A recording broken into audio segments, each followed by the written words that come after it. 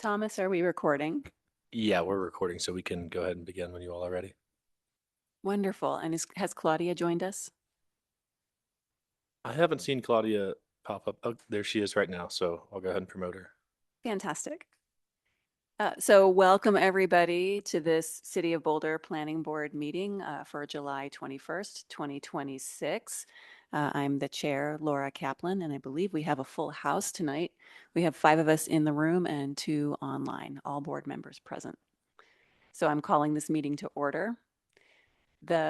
We have one call-up item on our agenda and one public hearing related to the Boulder Valley Comprehensive Plan. But before we get there, let's go ahead and do our public participation. Who's running the public participation for us tonight from staff? I'll be pulling up these advisory board protocol slides, and then we also have Amanda joining online tonight to help out with the online portion if we have anybody that would like to speak online. Fantastic. Thank you, Thomas. Take it away. All right, so I'm just going to cover some rules that cover basic public participation at city meetings. And first of all, we want you to know that the city has engaged with community members to co-create a vision for productive, meaningful, and inclusive civic conversations.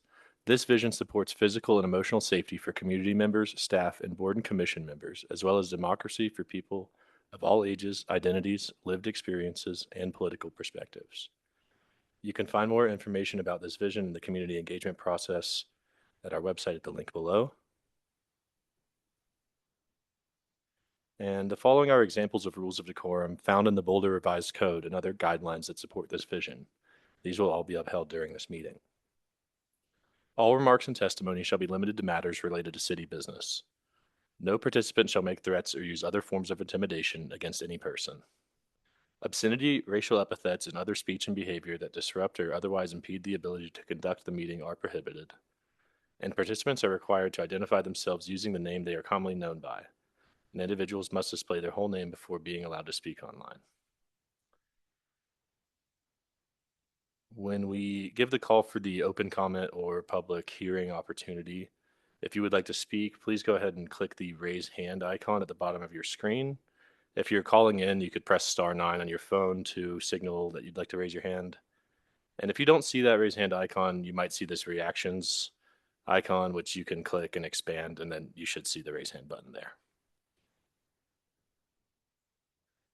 And with that, we'll move into the open comment portion of our meeting. So if you would like to speak on anything that is not on the agenda for tonight, this is your opportunity to do so, and you'll have 3 minutes to speak. We do not have anybody in the room signed up, so we'll go ahead and move to our online folks. So if you guys are online and you would like to speak for open comment, please go ahead and raise your hand. And I'll just clarify that our public hearing item tonight is the Boulder Valley Comprehensive Plan, which covers quite a bit of planning topics in the Boulder Valley. But you can speak at open comment about anything except if you have specific comments on the draft Boulder Valley Comprehensive Plan language that we will be addressing tonight. Great. I'll assist with our online participants. So we've got one hand raised so far, and that's Lynn Siegel. And Lynn, you should be able to unmute and you'll have 3 minutes. Yeah, I can't display my name because I don't have a video window. We see your name, Lynn. I don't see it. And I don't see my video window. Just saying. Okay. I think that your people at your end want to see me just as much as I want to see them. Because oftentimes at these meetings, I see my name up on the screen, and I'm not talking to myself, I'm talking to you, to the board, and then they fix it. But it's imperative that when you're talking to someone, you see them and they see you. And I don't think this is right because you don't see me. You can't see expressions on my face. You can't see my anything, like I can come down there physically, but I got to tell you, and this is something you have to know, and it's about city business. The city gave me a retrofit that's a complete disaster that will cost me if I have to fix it, $100,000. They were helping me out with a $55,000 energy retrofit that's a complete disaster. Every single aspect of it is unusable to me. You know, it might be useful to someone else, but I'm not paying XL Energy for electricity. And I haven't even paid a utility bill in over a year.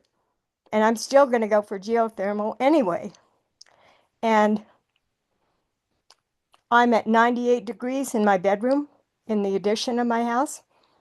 It's not because it's not well insulated. It is, but can't take this kind of heat.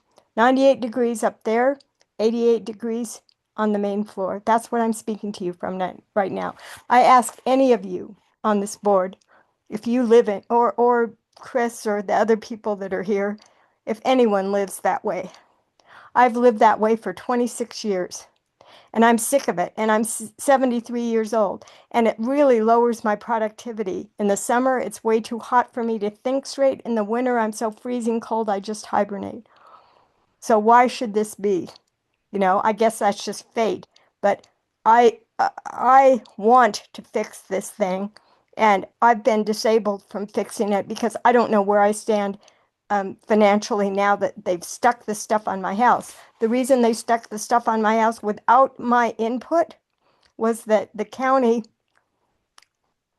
Energy Smart, I did a retrofit 10 years ago, and that one wasn't free. This one was $55,000 at free, and that one wasn't free. I talked to one of the vendors, and they sounded really good because they did all four, you know, insulation, solar, and ceiling, everything.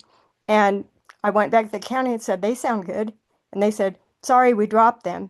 And they wouldn't tell me why. So I called the company and they said because they were doing a solar install under adverse conditions and the county was forcing them and dumped them as a result. So I can't trust the county. I can't trust the city either. So just saying, this is how your citizens are living in this Thank kind you. of existence. Thank you for your time, Bye. Lynn.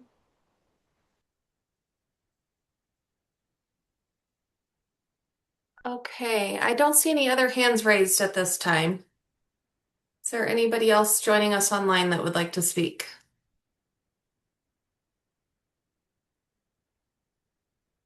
Okay, I think that's it. Okay, thank you, Amanda, and thank you, Lynn, for your testimony tonight. So we're going to close the public participation. The next item on our agenda is approval of minutes. We have no minutes to approve tonight. So we move on to our call-up items. We have one call-up item. This is a final plat for the Sigma Nu Fraternity Project, including the elimination of an existing parcel line and dedication of easements on the 0.59 acre property at 1021 and 1043 Pleasant Street. This approval is subject to call-up on or before tonight, July 21st, 2026. So first I will ask staff, is there anything you want to tell us about this before I ask board members if there's any interest in calling it up? Hi, so I'm Alex Bachaz. I'm a senior city planner. I was the case manager for this project, and I guess normally this project would be a staff level decision. However, the applicant is requesting a waiver to the lot standards in order to modify setbacks because as the lot line elimination is proposed, it changes the front yard designation. So on paper, the front yard becomes the east side lot line along the street, and therefore it kind of extends the setback encroachment that currently exists on the new rear yard setback on the west side of the property. There's a diagram in the packet, and it doesn't actually change any of the building characteristics on the sides that are encroaching into the setbacks already. But happy to take any questions. Thank you, Alex. Do any board members have questions for Alex? Any discussion or desire to call this up? Okay, thank you for being with us tonight, Alex. It was a very good staff memo, and congratulations on the project. Thank you. Okay, that concludes our call-up items for tonight. We move on to our public hearing items. We have just one, and that is consideration of one or more motions related to the major update of the Boulder Valley Comprehensive Plan. Deshauna, do I need to read the A, B, and C that are on the agenda, describing the different kinds of motions we might make? You can choose to do so if you think that clarifies the record and would be helpful for anyone listening along. Okay. I think we are considering one or more motions related to the major update of the BVCP, and these relate to the conditions that have been attached previously by Planning Board and by the Boulder County Commissioners, and by the County Planning Commission and City Council and Board of Commissioners on different dates. So it's a comprehensive review of all of the board's conditions that have gone before us. So that's our agenda item for tonight. Before we go into the staff presentation, I'm going to ask if any board members have any disclosures that they would like to make or discussion of conflict of interest. I would like to make a disclosure. So on June 24th, I was informed of a code of conduct complaint filed against me, and I notified the board on that day. Per city procedure, the complaint is under investigation, and I will be fully responsive to the investigators. The person who filed the complaint against me has asked for me to recuse myself from any planning board decisions involving the Boulder Municipal Airport, which is relevant to some of the content for tonight's hearing. Well, the code is silent as to what a public official who is subject to a code of conduct investigation should do while the investigation is underway. There is no rule or requirement about recusal in this situation. So the decision of what to do rests on me, whether I want it to or not. I had hoped that the investigation would conclude before tonight, but unfortunately it has not. So I have considered the code carefully, and I have decided not to recuse myself. And I do believe I need to explain that decision tonight. I believe that I have no conflict of interest. The code defines conflict of interest in financial terms. There is no accusation of financial misdoing in the complaint that was filed, but I do want to be clear about this.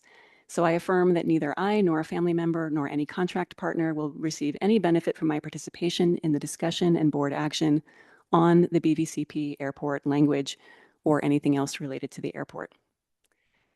The complaint itself relates to the expectation outlined in Section 2-7-8E2 that a public official shall perform duties with honesty, care, diligence, professionalism, impartiality, and integrity.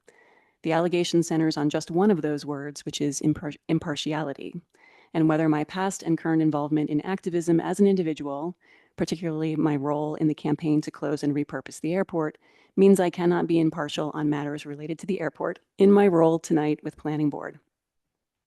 So the word impartial is defined as lacking in bias, prejudice, or favoritism. To be impartial is to make decisions based on the facts of the matter and planning judgment of what is in the best interest of the city, rather than basing decisions upon who the involved parties are or my personal interests.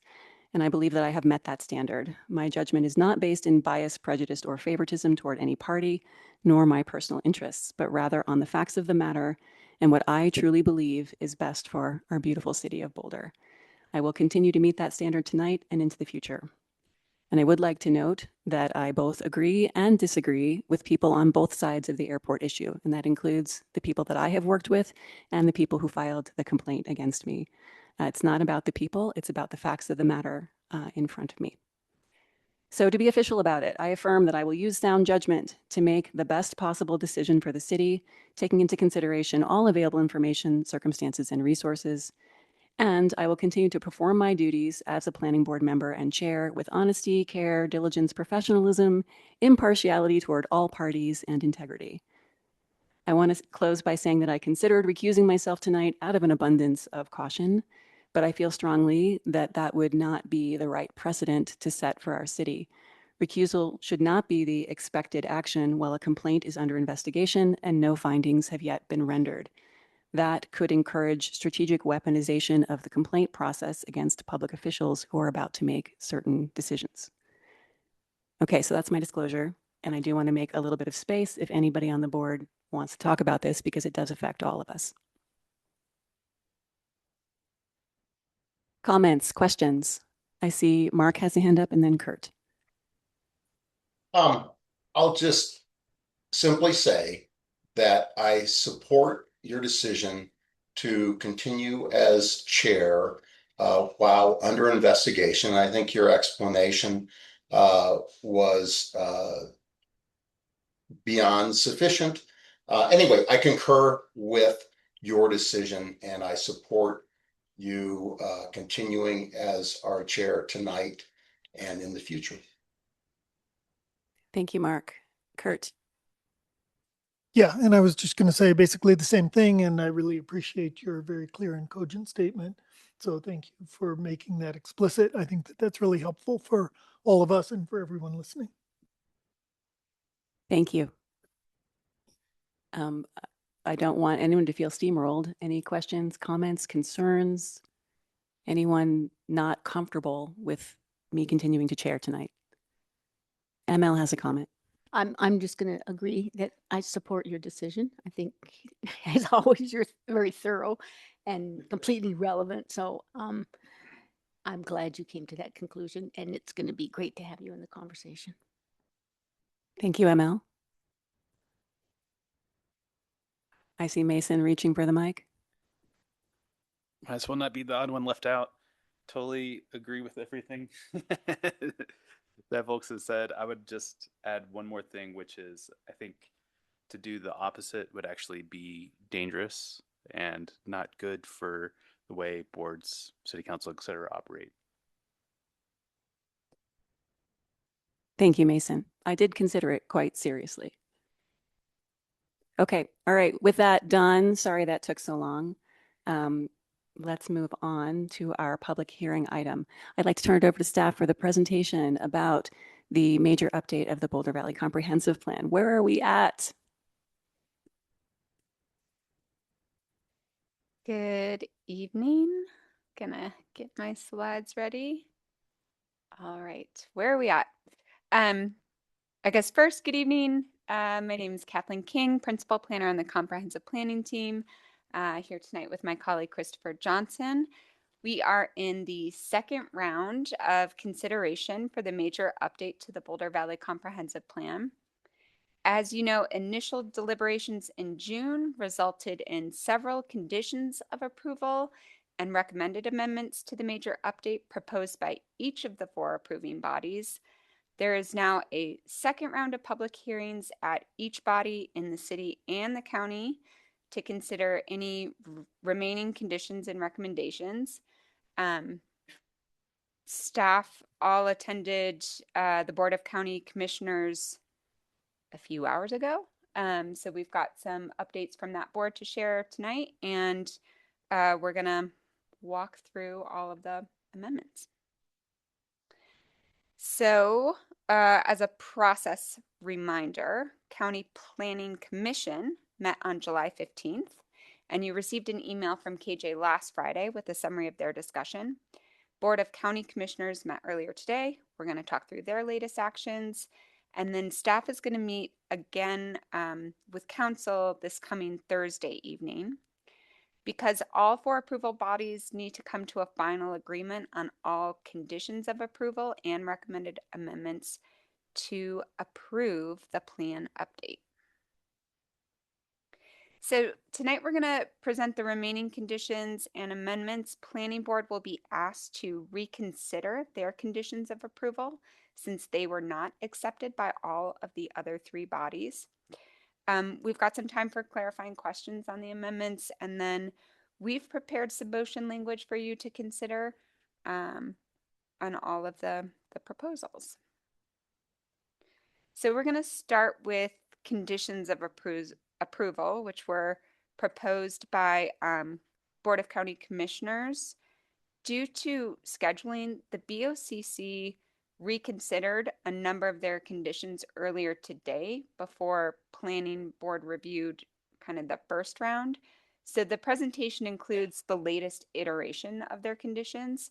So I just wanted to remind folks of that. You can keep that in mind. So their proposals have gone through now 2 rounds. I'm going to go a little bit of out of order from the material in your packet, but I'm trying to start with amendments that received general support across the other approving bodies. So this first condition relates to Policy 102, consultation with federally recognized American Indian tribal nations. The BOCC moved to amend this policy to include the county, as they're also working on relationships with federally recognized tribal nations. They also prefer to strike American Indian from the title, and this condition has been accepted by all other approving bodies, and you will weigh in on this tonight. The second BOCC condition for Planning Board to consider related to Policy 103.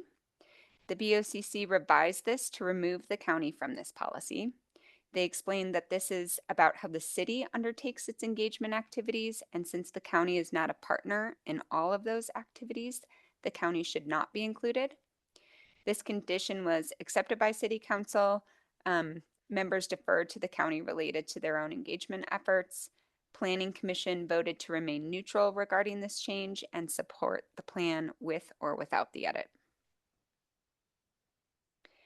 The next BOCC condition adds the word federally to a section describing recognized tribes. The condition was accepted by all other approving bodies. So now I'm going to move into some of the amendments that have had some kind of push and pull over the last month.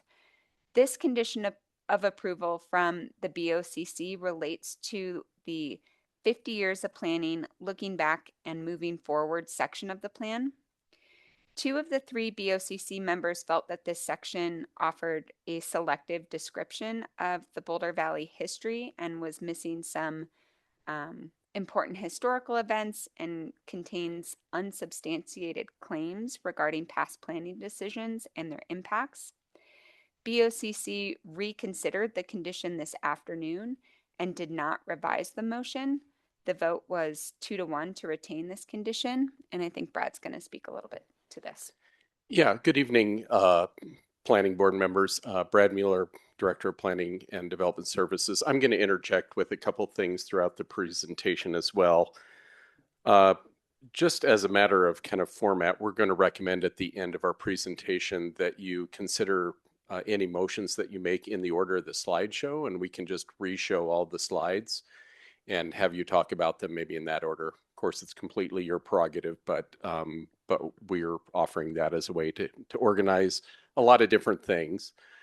And on a couple of these, we wanted to weigh in as staff to give you some maybe practical considerations on the items. In this particular one, you'll note, as the slide represents, that the county commissioners have now considered this very item twice. And decided that they still feel it needs to be a condition of their approval of the plan. As you know, again, all 4 bodies have to agree ultimately on the plan. From our staff perspective, we don't believe that this addition of the history, although we feel passionately about it and think it has value as from a staff level, we don't think it's instrumental to the document. So we would encourage you to think about the efficacy of finding resolution on this by maybe acknowledging the commission's position twice confirmed at this point. Just food for thought as we continue through. Thank you, Brad. Back to you, Kathleen. Okay, so the next condition of approval from the Board of County Commissioners relates to the future land use map. They proposed that all land in the Area 2 Urban Edge Planning Area with the Neighborhood 1 designation be changed to the Rural Lands Future Land Use Designation. Council did not support this condition. They expressed concern that applying the Rural Lands Future Land Use Designation to all Area 2 lands was too broad of a change, particularly for enclaves and properties near the city. And then while Planning Commission does not have jurisdiction over this map change since it was proposed in Area 2, members expressed similar concerns that were raised by City Council. At their meeting this afternoon, the BOCC reconsidered this condition and acknowledged feedback from the other bodies, but did not make a change to the condition. This was supported by 2 of 3 commissioners, and I think Brad wanted to speak to this as well. Yeah, thanks, Kathleen. So on this one too, just wanted to provide a little perspective from staff. And we anticipate that the planning board members that you may have more discussion, especially on the substance of this. We do want to make the observation as we've thought about this desire of the county commissioners that it may not have a significant impact on the city's decision-making process. In other words, if somebody who is adjacent to the city limits and is eligible for the basic criteria for annexation, contiguity, those types of things, means that all of these substantive aspects of that land use that would be brought in and the assigning of zoning would be at the discretion of the planning board and the city council.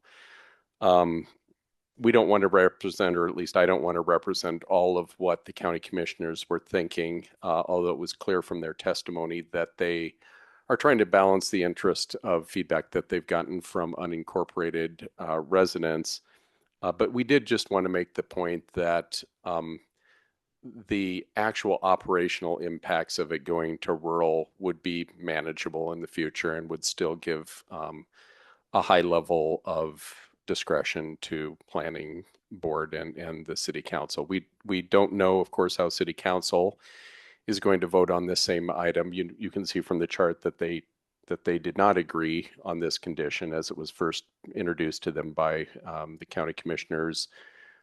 Again, we don't know where their discussion will go on that, but I do anticipate making a similar observation when we meet with them on Thursday. And back to Kathleen. Brad, I will. can I ask you a question real Yeah, quick before sure. you exit? Does that apply to all of the unincorporated county land, including enclaves that are fully surrounded by the city geographically? It does. Yeah, it does. And the next slide also is tied as kind of a conditional one. So we'd encourage you to kind of think of those two in concert as well. And we can Okay. also talk And, through it. and when staff's you assessment debate it. also applies to those enclaves. Correct. Okay, thank you. Thank you. Back to you, Kathleen. Okay. So as Brad mentioned, related to this topic, staff drafted necessary edits to the rural lands future land use definition to accommodate the designation potentially being applied in Area 2, which was not originally anticipated. Planning Commission was the first body to see these potential edits. While, as I mentioned earlier, they don't have review authority over the proposed land use map change, they do have authority over the definition of rural lands. The commission voted to reject the changes in large part because they do not agree with the land use map change condition that would precede it. If the land use map change is ultimately approved, they want to revisit the amendment to this definition to more clearly distinguish how rural lands would be applied in Area 2 versus Area 3. Again, this afternoon, BOCC considered the land use map changes and then subsequently this amendment, and they supported this amendment 2-1 with one member opposing, expressing that they oppose the land use change in general. Okay, next we're going to look at a planning board proposed condition for policy 82, which is the housing diversity and supply policy. You all may remember your discussion on this item, but in general, the conversation surrounded wanting to focus the city's energy on affordable housing types and price points over the concept of a full spectrum. You are asked to reconsider this condition tonight. In June, the policy was amended by the BOCC to include the county and to prioritize middle housing and middle income opportunities. City Council then reviewed that condition of approval, and it was not accepted by City Council. Planning Commission did accept this condition, but also voted that they are comfortable moving forward with or without it.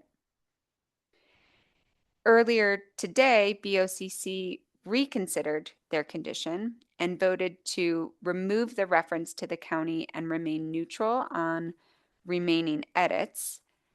Therefore, Planning Board is being asked to reconsider their original proposed condition of approval on this policy as it was not accepted by council. So a little bit of back and forth. We can talk through this more if needed, but this is kind of where we stand. Let's see, the final condition of approval to review is the other condition from Planning Board, an edit of policy 79, municipal airport. While intended to be a city-only policy, the BOCC felt this condition implicated the county to such a degree that it required their consideration. They accepted the condition, but council did not. Council noted here that the original language was vetted by staff and community members, and some described that the modified language proposed was too detailed and operational for a comprehensive plan policy. County Planning Commission remained neutral on proposed edits and supported the plan with or without changes. Earlier today, BOCC proposed an updated condition that maintains the Planning Board edits at the beginning of the policy and removed Planning Board's additional revisions, which implicated the county to agree they were not prepared to commit to. Planning Board is asked to reconsider this condition of approval. Okay, so those were all the conditions of approval. We're going to move to recommended amendments that Planning Board needs to consider. So the first recommended amendment would revise policy 53, local energy generation, changing the title to include renewable and updating policy language to specifically reference local renewable energy generation rather than the broader term energy generation. This was proposed by the County Planning Commission. Both BOCC and Council accepted this recommended amendment. The next is on policy 16, out of city utility service. It's a city policy, but the BOCC had one recommended amendment they asked city bodies to consider, adding the final sentence in red on your screen. Council accepted this recommended amendment. Next, County Planning Commission proposed an amendment to the land use goals of the rural class to describe economic land-based activities. BOCC initially rejected this change, expressing concern that it could be interpreted as extractive practices. So because it was rejected by BOCC, Council did not consider the recommendation. At their second round meeting earlier this month, Planning Commission reiterated that the intent of this recommendation was to recognize rural lands as working lands. They re-proposed the amendment and asked that BOCC propose language to address their interests. Earlier today, BOCC proposed the following language: support economic livelihoods that are based on the land that are consistent with responsible land stewardship and environmental sustainability. Planning Board's asked to consider the second amendment on the screen here tonight. City Council also proposed recommended amendments. The first relates to the future of housing section and builds on Planning Board's recommended amendment, adding the term near transit to this sentence. Planning Commission approved this recommended amendment without discussion, but also accepted the plan with or without the edit. This afternoon, BOCC approved the amendment 2-1. One member opposed the near transit sentiment. The second recommended amendment proposed by Council relates to policy 89, fire adapted communities. They proposed adding a sentence to the policy, which you can see in red on the screen. County Planning Commission is neutral on the amendment as it does not implicate the county, and BOCC voted to approve the amendment earlier today. Okay, so that's all the conditions and recommendations that are left on the table. I hope it was clear. We have some draft language prepared if needed for motions. As Brad mentioned, we can pull the slides back up if that's helpful to work through the motion language. But that's it for me. I'll turn it back over to the board chair. Thank you so much, Kathleen. I thought it was very clear, very helpful. Thank you so much for helping us wade through the complexity. I love the charts. So any questions from board members for staff at this point before we go to the public hearing? Kurt? Thank you for the presentation. I had one question, first of all, about, I think it's reference G, about the change to the rural lands, sorry, changes from in the county from N1 to rural.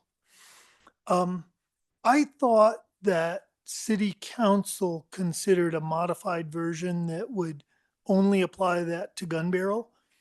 Did that not happen, or was that not a formal motion, or? Yeah, so good evening, Planning Board. Christopher Johnson, Comprehensive Planning Manager. Yes, City Council did put that forward as a potential alternative, and that information was relayed to the Board of County Commissioners. They decided earlier today at their meeting that they would like to continue to proceed with their original condition, which would be to make that change to all Area 2 lands. But I believe that the council formally voted to accept that, right? Or did the straw poll or whatever. however They did a straw poll that would be an alternative that they would accept. Okay, Correct. great. Thank you. And then my other question is about reference 16. And I forget what it was, so maybe you can bring it up.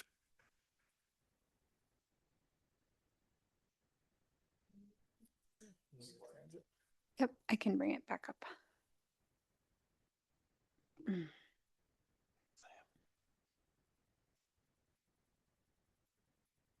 Whoops.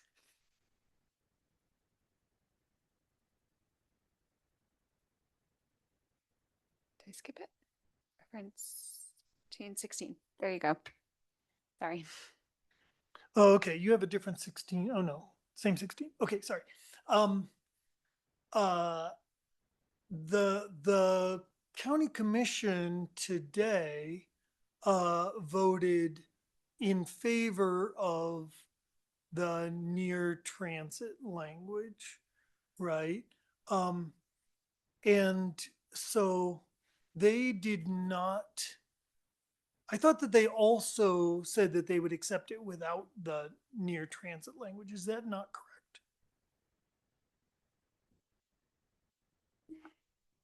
Based on my recollection, and I can revisit my notes, I don't believe that they said that. I know that there was one commissioner that voted against their motion to accept this change because they actually did not support the near transit language. So my sense is the commissioners, as a body, supported the near transit and would not necessarily support it without that language, but we would have to go back and refer to the recording just to confirm that. Okay. Okay, great. Thank you. Thank you for those questions, Kurt. I saw Claudia's hand and then I saw Mark's. So Claudia. Thanks. My first question is actually about our process tonight as a board. And I know that staff has given us some recommended motion language related to approving or amending these conditions and recommendations that other bodies have made. If we as a board choose to reject any of these conditions or recommendations, do we need to have motions to reflect that rejecting, or can we just decline to approve? Does that make sense? Yes, your question does make sense. It would be preferable for the board to actually have a motion to reject or not support a particular condition, just so that it's very clear on the record. Okay, thank you for that. And then I had two questions about some of the engagement related to some of these recommended and conditioned changes. The first, let's just dig into it, is with regard to the gun barrel community in particular. So dealing with this question about future land use in some of these Area 2 neighborhoods. Could staff describe at all what engagement was done with the gun barrel community in particular during the early stages of plan development? Yeah, happy to speak to that. We took the approach throughout this process to be as broad and open as we could with all of our engagement activities, and made special efforts to make sure that those were notified and advertised well throughout really the city, including those areas of the unincorporated county. Staff did not hold any specific engagement events that were particular to the Gun Barrel area or those particular residents. We did host a couple of office hour opportunities and other kind of informal opportunities for those residents and property owners, business owners up in the Gun Barrel area to to be able to participate within the project. And certainly we did have representatives and residents from that area attend most, if not all, of our, broad community open houses and activities as well. So they certainly were engaged, throughout the process and had access to the both county staff and city staff teams, for the last year and a half. But there was not any real specific engagement that was done for that one particular community, which was consistent. We didn't do special engagement activities for individual groups.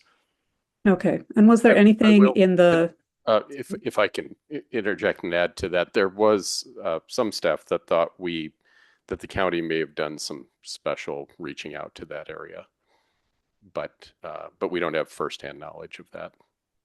Okay, I'm trying to get some information to assess some of the statements that the commissioners made about Neighborhood 1 not being the vision of Boulder County, et cetera. And, is that response that they are hearing now in communication with constituents? Is that something that developed out of our engagement process, perhaps the survey that was done as part of our engagement process? Like, what are our data points, or what are their data points, is what I'm trying to determine here.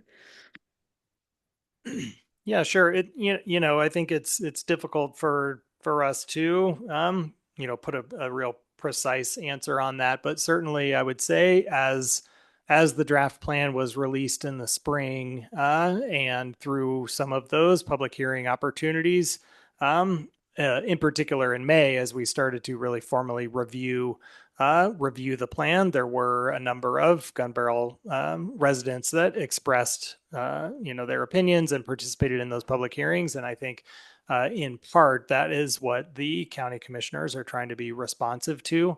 And my sense is, there has been comments and opinions expressed throughout the process of certainly some community members are more comfortable with a level of change than others. And certainly that is information that has been brought into our thinking and staff's analysis as we've gone through this entire process. But I would say comments specific to Neighborhood 1 and how it applies in Gun Barrel have been relatively recent developments within the last couple of months. Okay, thank you. And then my second question about engagement more broadly, this is more of an internal engagement question related to City Council's recommended amendment to Policy 89. This is the fire adapted communities.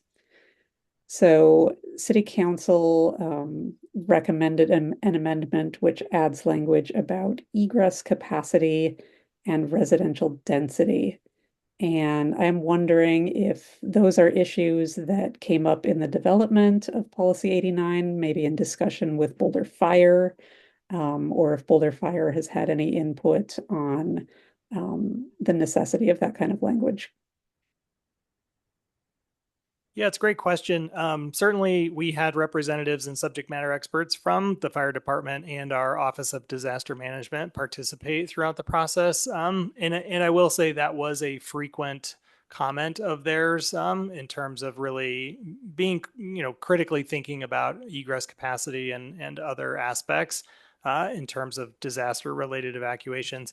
That certainly is one consideration that we have to, put into the mix with all of the other city goals and policies. And so that is something that has been considered, and I think is something that was then presented and added to that policy to be a bit more explicit that that is a consideration, or that is something that the city will be thinking about as we continue to work through future implementation steps. And Brad, if you want to add to Yeah, that. if I can piggyback, just to give the context of that conversation as I heard it, which was very affirmating of adding the language, was certainly my take on it, that the emphasis was around when development is proposed, when that implies density, there should be plans for egress and plans for exit, not so much a controlling factor. Okay. I'm sorry, Brad, could you, if I could colloquy, Claudia, Brad, could you say more about that? Because that I had a concern about that too. What does this mean in terms of, revisions to Title IX or revisions to the site review process, if any? Would we be adding new criteria? I think there's two ways to look at this. One way to look at it is for folks to say, well, we don't have enough egress capacity, therefore development should be denied.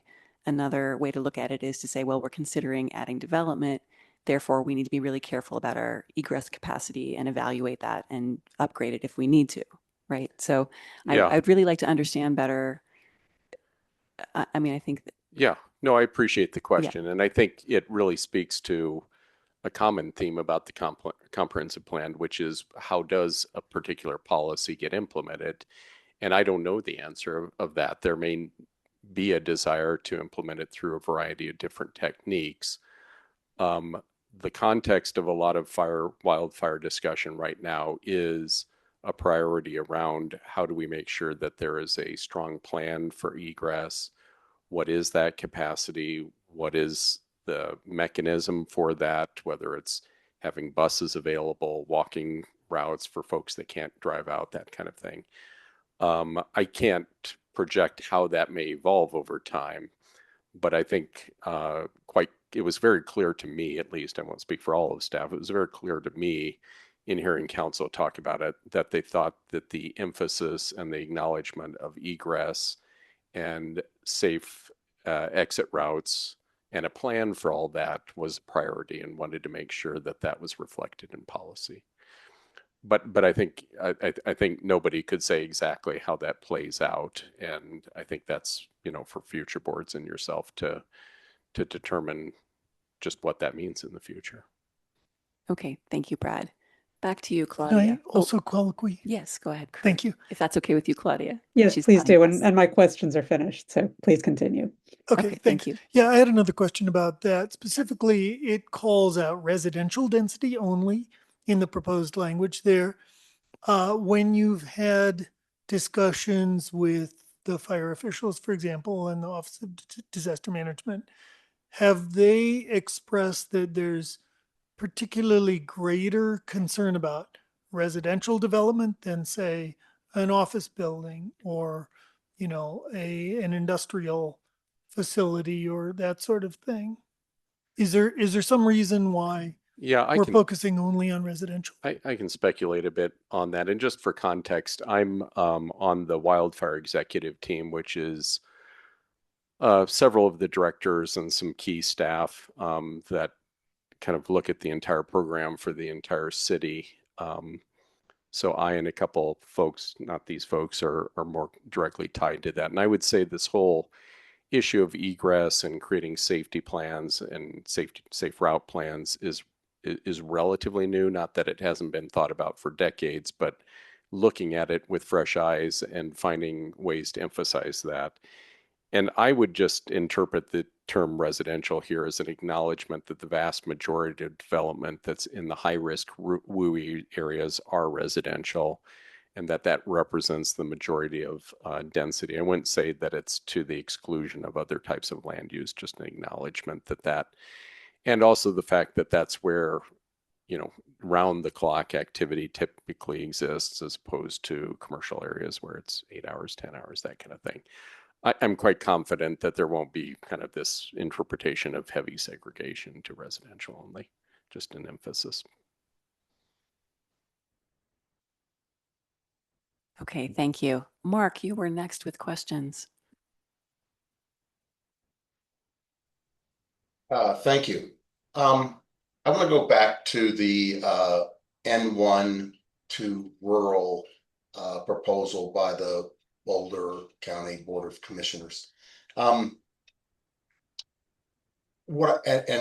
there are times where my interpretation and your interpretation might disagree about things. What I'm interested in tonight is your thought on the practical effect of this change, this designation change.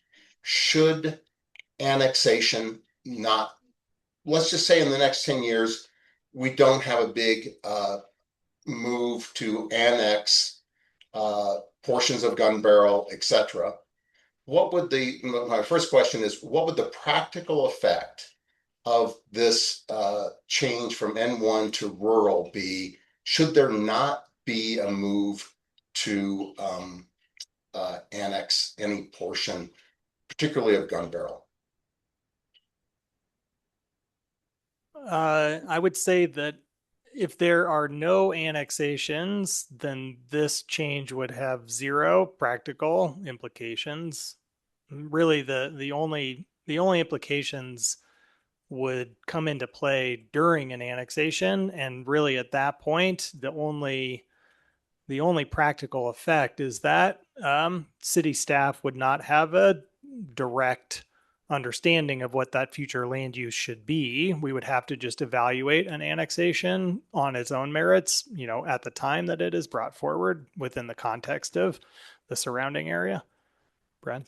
And Commissioner, I would also add to KJ's comments that we do have various administrative tools at our discretion already during annexation, not to mention the various criteria and such that I alluded to earlier. So again, outside the practical effect that KJ just spoke to, if there's no proposed annexations, if there are proposed ones, we do have annexation criteria. You all have criteria to consider, and we do have annexation policies that we could refine that, speak to a reference towards a designation ultimately as well. So that just is reinforcement to my earlier comments about maybe the practical consideration of it at this point. Okay, thank you. As a follow-on, this does seem to be somehow connected, related to, motivated by the Twin Lakes affordable housing, BVSD, open space, county open space, city open space, the Twin Lakes thing that came up a number of years ago. And does this change? Should we have either an opportunity for typically affordable housing is multi-unit housing, and by switching from N1 to rural in the county without annexation, are we precluding any future multi-unit affordable housing projects, whether it might be bringing back to life a Twin Lakes type proposal or some other proposal we haven't anticipated? The county is a named participant and partner in fulfilling the community's both need and desire for multi-unit affordable housing. So how does this affect any possible multi-unit affordable housing located in the county? Let's see, a couple of scenarios to consider. So if there was a property in the county that was happened to be in area 2 but was not eligible for annexation, let's say it did not have the contiguity, that property is going to be reviewed. Any future development would be reviewed under the county jurisdiction, right? It's going to be a county development review process. County will ultimately make that decision. County staff would work on that. If a property were in the county in area 2 and was eligible for annexation, and they proposed an annexation, and as part of that, a multi-unit development, that ultimately would fall to the city decision-making processes, because as that annexation would occur, there would be a land use map change from rural to whatever the most appropriate land use was at that time. And then ultimately, a zone district would be applied and that project would be reviewed. The other thing I'll mention as well is that, if there was an opportunity that was in the county and was under their jurisdiction, but they felt strongly enough that that opportunity was large enough that they wanted to entertain a land use map change, they could propose that as part of that process. So there would be nothing precluding the county from exercising their right to propose a land use map change to take advantage of a particular opportunity for affordable housing or whatever it might be. I'll also just mention as well, the way that the rural lands definition is written is that, it's very, very broad in its description and essentially defers to the county's jurisdiction and the county's zoning code on what can be constructed. So even a multi-unit affordable housing opportunity could be developed under the rural lands land use designation if the county zoning allowed for it and the county approved that project. So again, I don't believe the change to rural lands overall places an undue burden or potentially restricts future opportunities in a significant way. Great, thank you. Okay, that's it for me. Can I follow up on that too? I don't think I've ever been involved, at least in an annexation where we actually ended up changing the land use designation. Usually, it's LR and we leave it LR, or it's VLR and we leave it VLR or whatever. Are there guidelines or any kind of restrictions on how the land use map could change in that situation? No, not at this time. Actually, the amendment procedures within the IGA for the comprehensive plan allow for a land use map change at the time of annexation as part of an annexation process. So that is certainly already allowed. And, perhaps as part of a future implementation step, if this land use map change is approved by the bodies and it becomes rural land, we may want to take a closer look at, what some of our annexation criteria or our guidelines are saying, so that we make sure that we have really clear processes in place to be able to, do those land use map changes as part of annexation. But right now, there's nothing restricting city staff and planning board and city council from doing that as part of an annexation. Thank you. Okay. I'm wondering if this is the most efficient way to do questions rather than doing them one by one as we consider each item. So I'm going to ask any other burning questions for staff, knowing that we can ask additional questions as we consider each item. Mason. I have one very simple question. I didn't see in the presentation the land use update changes that we proposed last round that were rejected by City Council. Are those coming before us again?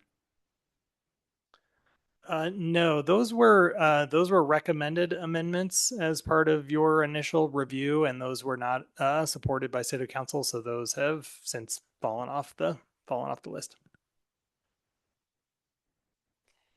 Thank you, Mason and Christopher. Any last questions before we go to the public hearing? Okay, so yes, ML has a question. So it seems like there's a couple of things. Policy 48, future of transportation, isn't that still kind of, or is that just done? City Council rejected it and everybody else approved it? Is that not on our, do we not do anything about that today? That was also a recommended amendment, so all four bodies have to accept it for it to move forward. And because council rejected it, it did not move forward. Okay, perfect. And is that the same? Well, so we've got with the industrial change to industrial land use language. I don't see it on here anywhere. And is that just because they're both approved, but I didn't see it moving forward? How does that work? So the change to the industrial land use definition and there it is, was approved by City Council. And so that one does move forward. That edit will be made. That was also clearing my throat. I wasn't early. Mel, did you have any more before I go to Max? Your mic is On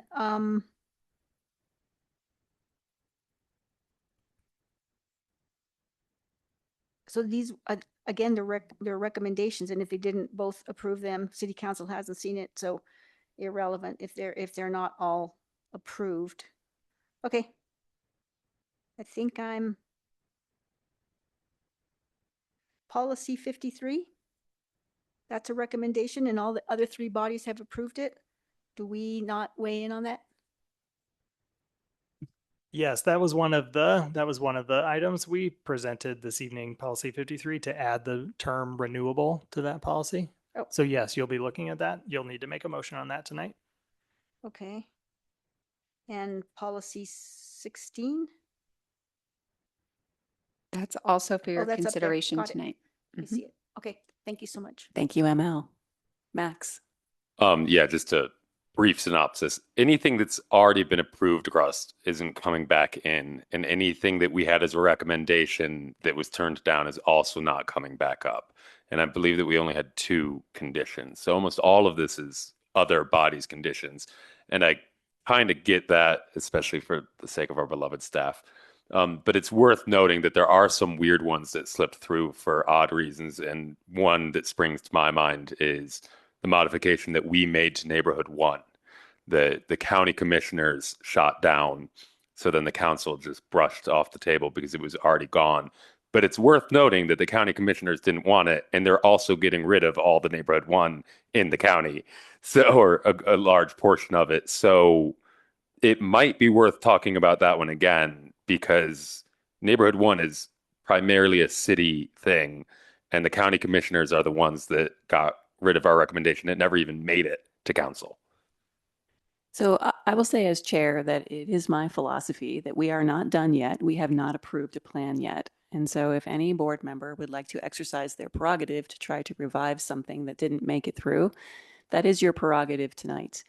I know staff are going to flinch when I say that, but I am strongly in favor of board members having the freedom to have the conversations that we think are necessary to make this a good plan. I just want to say for the record, we completely acknowledge that, and we don't by any means mean to imply that's not the case. Thank you for your support, Brad. I appreciate that. Brad, could you turn that mic off? All right. If there are no other questions, and Max, please do feel free when we get to discussion and deliberation to make any proposal that you would like. If there are no other questions right now, let's go to the public hearing on this agenda item. I will turn it back over to staff to run that public hearing.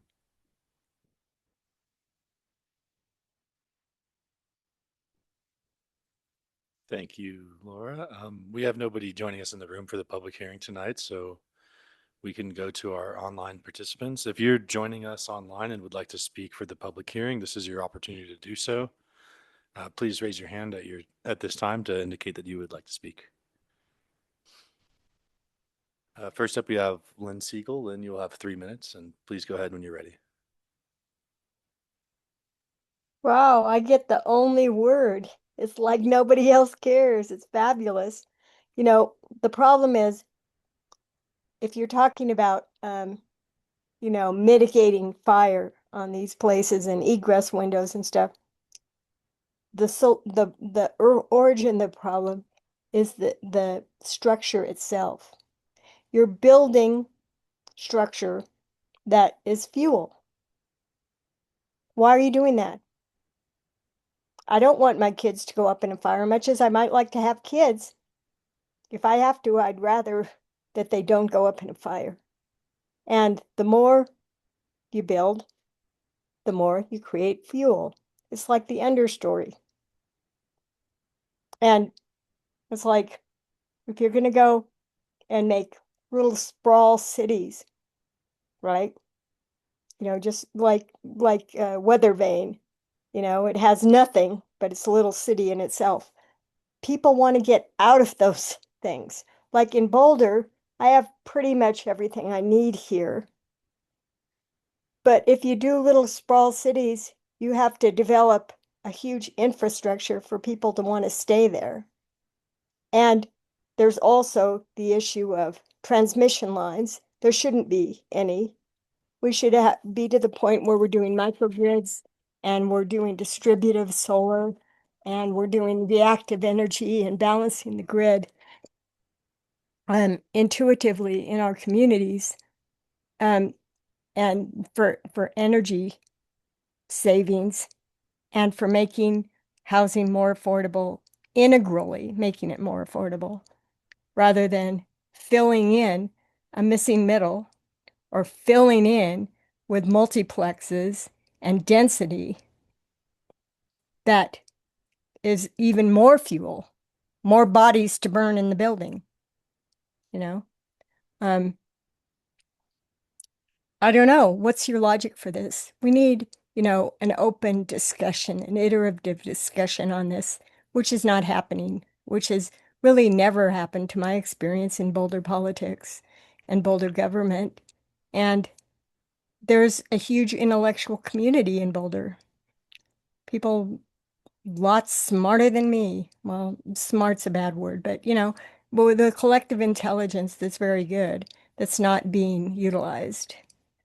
And the understory of what you're saying is Area 3. Gun barrel, yeah, but Area 3. No, we don't want to go forward with more before we can sustain it with the water demand and the infrastructure demand. Thank you.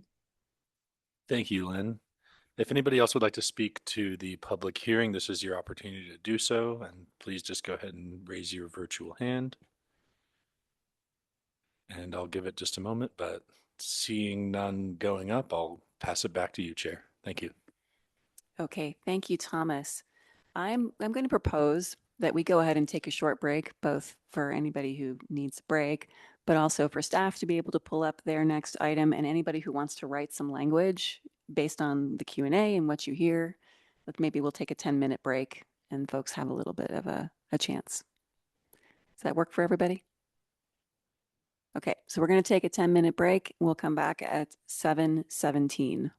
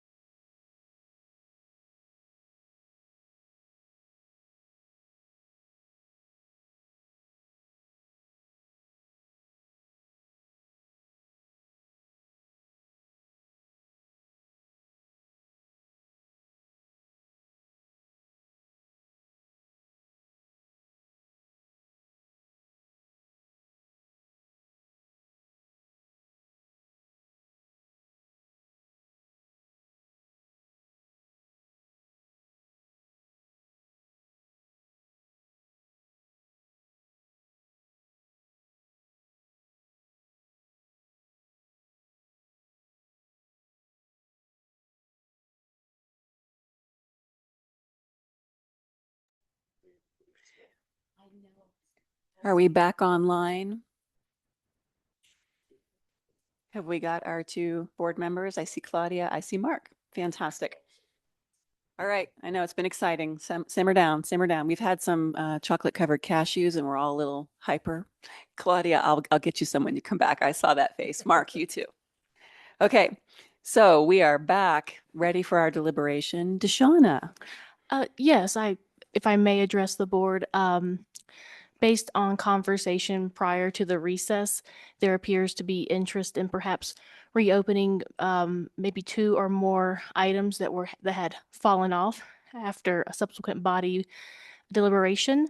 And so I wanted to address that at the threshold before deliberations begin in earnest and many motions are made. And so for clarity's sake and efficiency, I'm recommending that the board, if any member or individual members would like to reopen a fallen off item, that perhaps the best mechanism to do so would be an informal straw poll of interest.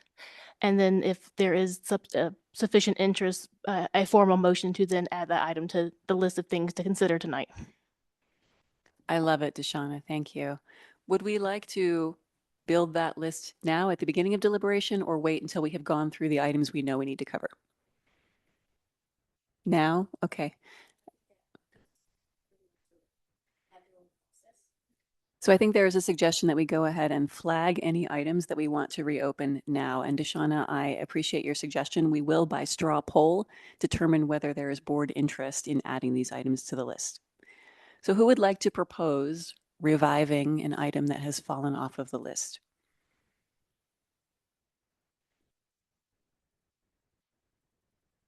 We'll start with ML.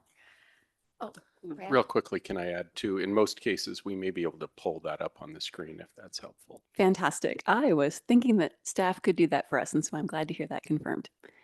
ML, what is on your mind? I'm interested in something that actually didn't fall off the list because council approved it, but I am wanting to reverse planning board's position on it. Is that something that You can ask us we to would pull consider that up? that. Yeah. And so I'd like to consider, and I've got a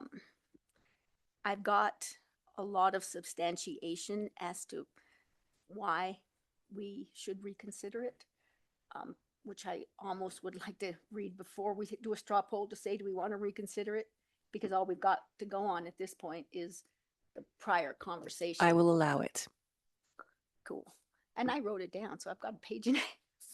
So you let me know when I can. If you would like to go ahead and make that proposal now, I would. and if you can make it, brief, but be thorough.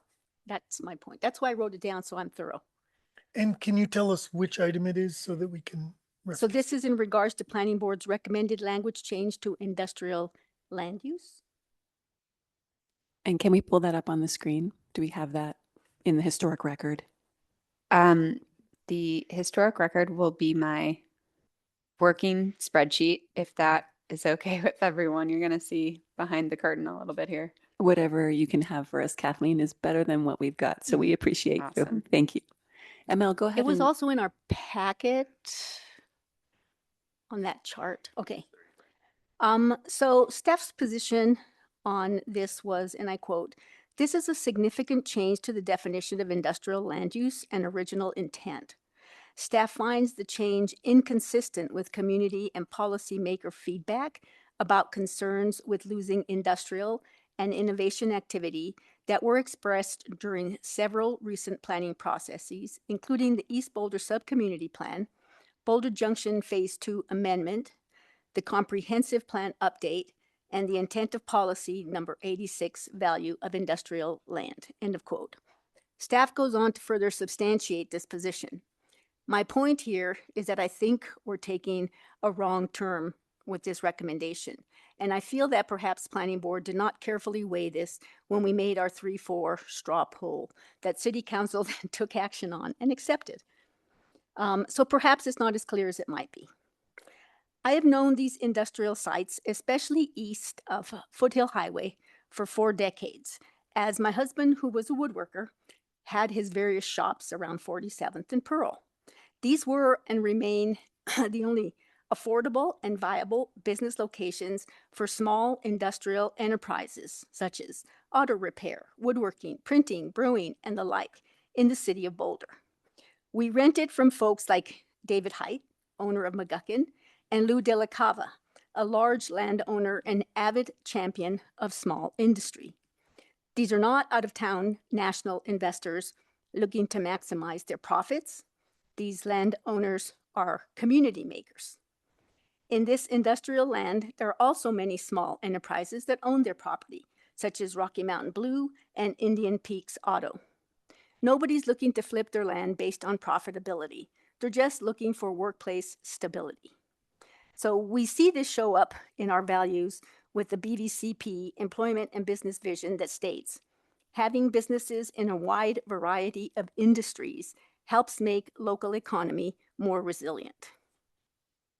So when the East Boulder Subcommunity Plan, where much of the industrial land use is located, was being finalized, I participated in a tour of the 47th Street area, and along with city planners and Matt Chazansky, who was at that time heading Boulder's Office of Arts and Culture, we uncovered a robust and unique culture that has evolved over decades because these small industries aren't nomads.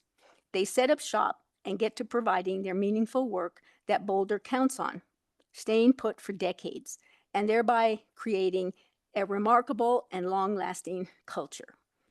We see this in our BVCP values with policy number 24, community character and evolution, and number 38, imagination locations, recognizing areas with distinct character. Here on Planning Board, we've seen concept plans that seek to place residential and industrial zones bend backwards, sideways, and upside down to convince that it's appropriate. Planning Board has thus far held to the criteria, even in the face of applicants reminding us that it's City Council that they ultimately answer to. Rightly so. I have had current City Council members reach out recently, and I stated my position that Planning Board did not put forth that industrial land use language change unanimously. In fact, it was stated as being a 2-5 straw poll rather than what I think we remember is actually a 3-4 poll. City Council absolutely has the purview to call up and overturn any Planning Board decision. This council member assured me that the change in industrial land use language to allow residential, when appropriate, would be carefully guarded by City Council. The BVCP is a 20-year plan. City Council is term limited, and any long-term plan that has to rely on term-limited politicians to uphold community values, it's simply not doing its job. We value this in the BVCP policy number 86, value of industrial land. So this 2026 BVCP update has lauded its public participation process that included the first ever community assembly. Additionally, stakeholder groups and public at large have weighed in over these over 18 months. Again and again, we hear that Boulder values small industry to provide us with kitchen cabinet manufacturers, flooring suppliers, printers, et cetera, et cetera. And furthermore, the land planning that became the focus of the community assembly and is integrated into this BVCP update, the 15-minute neighborhood, is pointing Boulder to effectively address livability as a whole. Imagine this. You walk to the small grocer to get dinner, stop at the pharmacy to pick up allergy meds, meet people at the coffee shop, drop dry cleaning off, then you jump in your car for the 10 plus mile drive to go fetch the cards you had printed and look at kitchen countertop samples, et cetera, because the city does not provide livability at that scale. This is not what the public outreach asked for. What I'm going to remind is that I, as a long practicing architect and former university studio faculty, am the only design professional on this board. And to overlook livability at the whole city scale is not what great city planning aspires to. We especially value this in BVC policy number 56, local business and affordability spaces, number 68, social infrastructure, and number 101, community engagement. Coming to the end, last paragraph. This language change is in direct conflict with at least 6 BVCP policies. Policies, I remind, that uphold values for the sort of city we want. It conflicts the 15-minute neighborhood goal. It overrides months of public process to make as staff notes, significant change to the definition of industrial land use and original intent. And most reprehensibly, it trods upon the industrial culture of Boulder that has been in place quietly serving for decades. This is an exquisite community. In good conscience, I cannot stand aside and see this threatened. So I ask Planning Board to reconsider the amendment to allow residential as a supporting use in the industrial future land use designation. Big complex little sentence here. In response to City Council's approval of said amendment. I believe that Planning Board did not carefully weigh the implications of that recommendation, and in light of the points I have made, if you will support, I can offer a motion. Thank you, ML. But before I ask for a straw poll, any other brief comments from board members about the idea of reviving this policy, which was approved as a recommendation by this board and then approved by all the other bodies? I see Mark. Mark, go ahead. I was going along pretty good until the closing comment of we did not carefully consider this. That I take exception to. This was, for me, deeply, carefully considered with many meetings, many discussions, much thought, some sleepless nights, and careful thought. So I take exception to that. But getting to the point, I laud ML's dedication to small industrial uses. Yes, I support that. And in fact, I think if you said, let's take a straw poll of who supports small industrial workshops and uses, printers, auto repair places, etc. Who supports those? Gee, it would be easy to find unanimous support. What is wrong here is that almost all of those businesses that we love and want to support are in the innovation designation. They are not in the industrial designation. And that much of what is in the industrial designation is big, vacant office buildings, large, dead surface parking lots. And so while we might have a goal of supporting these small businesses that are integral to our community, there is no debate there. What the debate is does prohibiting consideration of housing in an industrial zone as a secondary, not a primary use, a secondary use with a verbal restriction, does that in fact have any negative impact on the small businesses that are primarily located in the innovation zone? My answer is no. And so when we talk about city design, when we talk about being able to go from our dinner table to pick up cards or whatever it might be, to have neighborhood places, if we prohibit residential uses near transit, near our large employers, if we prohibit that, any redevelopment, we are dooming ourselves to, in fact, large swaths of dead area. So I laud the idea of supporting these small businesses, and I vehemently oppose going backwards on this change. Thank you, Mark. I'm not going to call for more comment because I feel like that would be stepping into having the discussion of this item. We have had the most passionate defender of this item and the most passionate person who wishes to change this item speak. I think it's time for a straw poll. We're not saying, do you support or not support this change? We're saying, do you support reopening the deliberation as a whole board, putting this on the list of things that we might or might not approve changing. So folks who would like to put it back on the list for further discussion, debate, and potential reopening, please raise your hand. I see one. ML, thank you so much. Thank you so much for making sure that we did carefully consider this. And I appreciate, respect, and honor your proposal tonight. Okay, anybody else want to consider adding something to the list? I think Max does. So we're going to pass it over to Max when you're ready. I mean, as previously discussed, I think the spreadsheet I'm operating off of has this as item number 7 from page 89. We might be, reference number 7 from I think we have the right packet. Yeah, there we go. That's the one. And it's for the reasons I previously stated, but I'll keep it brief and go through this again.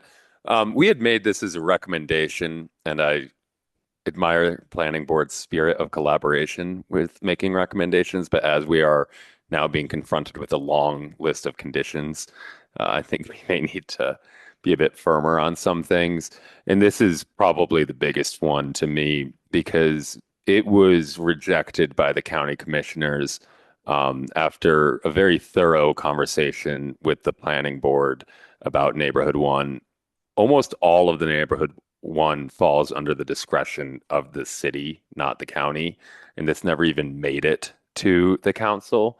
The county simultaneously asked for almost all of their Neighborhood 1 to be moved to rural land. So I think that this is something that we should push forward again, because even on my short tenure in planning board, I have, I'm referencing the BVCP weekly. I don't think the county commissioners necessarily are going to be dealing with the classification of Neighborhood 1 quite the same way that the planning board will. So I think that this was a thoughtful recommendation by us, and I think that we may want to change it to being a condition so that it actually makes it to council. Okay. Does anybody feel the burning desire to add a comment before we take the straw poll? Okay. So just to make sure it's read into the record, this is regarding the Neighborhood 1 future land use designation urban design. And that description used to have a sentence that said that the massing and setbacks are harmonious with the surrounding neighborhood. And that was struck and felt that it was not necessary, given that the rest of the definition talks about it being typically moderate in scale, maintaining a residential form and rhythm along a block, generally 1 to 3 stories, and that specifics about massing and setbacks could be counterproductive and were not necessary given the rest of the definition, if I'm summarizing accurately where we landed on that. Can I actually slightly add to that? Yes, please, Kurt. Well, I'll just say that I have other concerns about the wording that was originally in this policy, and that's why I was supportive of taking it out. So I'm happy to talk about that later. But I will be definitely supportive of revisiting this. Okay. Any other comments before we take the straw poll? Okay. Thomas, could we take this down so that folks can see our faces as we take the straw poll? Okay. Everyone in favor of adding this back onto the list as a potential condition, please raise your hand. I've got 1, 2, 3, 4, 5. And dissenting, as I think ML, you did not raise your hand and I did not. Okay, so 5 to 2, we will add this back onto the list. Okay, thank you very much. Any other proposals to add something back onto the list that fell off? Hearing none, I'm going to go back to staff. Staff, could you please pull up your presentation and walk us through the items that you want us to weigh in on? And we will try to do that as efficiently as possible. Yes. Give me just a moment. Right. And just as a process suggestion, it was suggested to me that it might be more efficient if we just vote on these as we go along, rather than trying to collect them all into one motion at the end. Given the mess of trying to write a condition at the end that included everything, I agree with that suggestion. I think it's a good one. So why don't we go ahead and take a vote on each of these as we go, and we will specify if we are voting on it as a condition or a recommendation if necessary. And I think that gets to staff's desire for us to express a level of neutrality. If it were to not be accepted by everybody, we'll let it fall off the list. And that would be making it a recommendation rather than a condition. And I'll offer you a third option.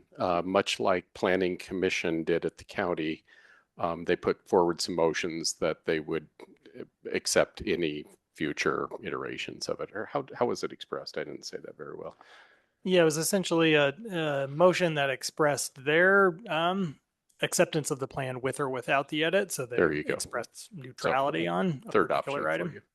Okay, we can do that. I think that's the same thing as saying condition or recommendation, but we can do that. I think it's more explicit that we accept that whatever outcome the others agree to, we're okay with. We're not making our acceptance conditional upon that change. Okay. Any questions about process before we move forward?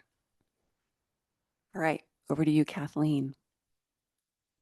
Okay. Or do you want me to just take it away? Sure, either way. I'm Okay. happy to talk you through it or have you go and I'll just click through slides. Okay, why don't I just take it away? All right, because you've already explained each of these to us. So, all right, so reference number C, page 75, policy 102. This is adding and county in 2 places so that this is a city and county policy. It's been approved by all other 3 boards. Any discussion? And it's also striking American Indian. Yes, thank you, Kurt, for catching that. It's also striking the word American Indian. Does anyone have any concerns about making this change? And I can't see Claudia, so you'll have to speak up if you do. Okay. I can see you now. So, all right.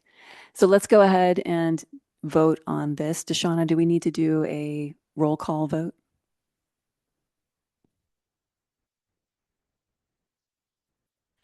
It's not required, but if the chair would like to use that degree of formality for the clarity of the record, then that would be acceptable. So it's your choice, Madam Chair. Let's go ahead and do roll call for everything. That way it's very clear in the record. Okay, so we're going to vote on this one unless there's any more discussion. Questions? I Brad? would just point of procedure. You need a motion and a second first. Oh, okay. Yeah. Thank you. Good. So do I have a motion to accept these changes on the screen? I move to accept change reference C on page 75. I second that. We have a motion and a second, so we're going to do a voice vote. We'll start with ML. Yes. Kurt? Yes. I'm a yes. Mason? Yes. Max? Yes. Claudia? Yes. Mark? Yes. It is unanimous. Okay, we can move on. Oh, and are we okay? Well, I guess that's all 4 of us, so we don't need to see it again. Okay. Next, we have reference D, page 75, policy 103. This one strikes and county in 2 places. The county wished to remove themselves from this policy. This was approved by the commissioners and the council, and the planning commission was neutral on it. They will accept whatever, I guess, we do tonight. So any discussion or concerns about striking and county? Seeing none, we're going to do a voice vote, starting with ML. Yes, except Do we need Sorry, a- you need a sorry, motion. we need a motion. I move to approve change reference D, page 75. I'll second.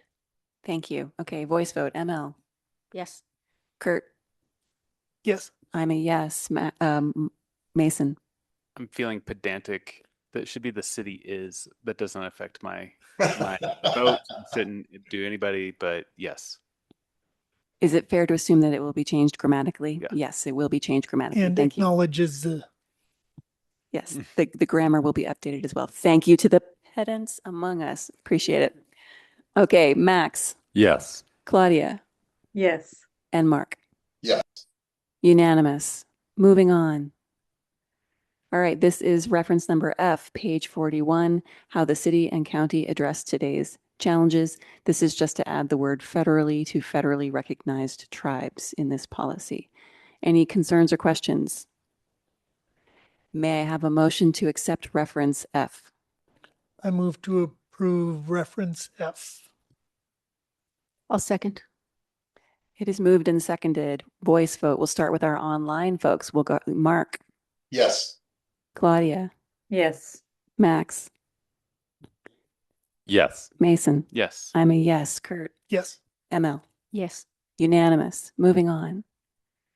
All right. This one's going to be a little harder, I think. All right. Screech to a halt.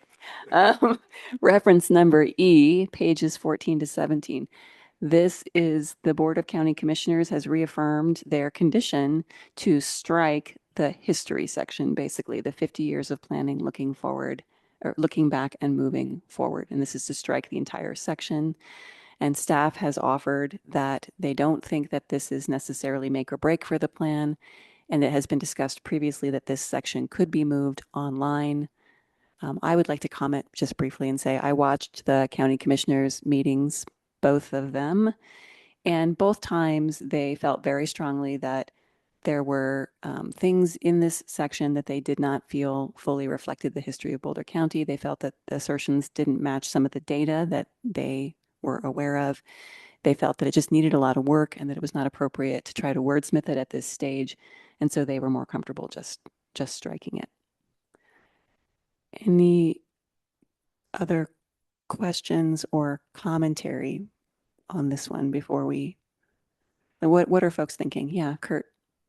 Yeah, I thought that the discussion by the commissioners was interesting, and I think that they did make some valid points that there wasn't necessarily research or data supporting some of the assertions, including some of the assertions that I think that they probably are much friendlier with.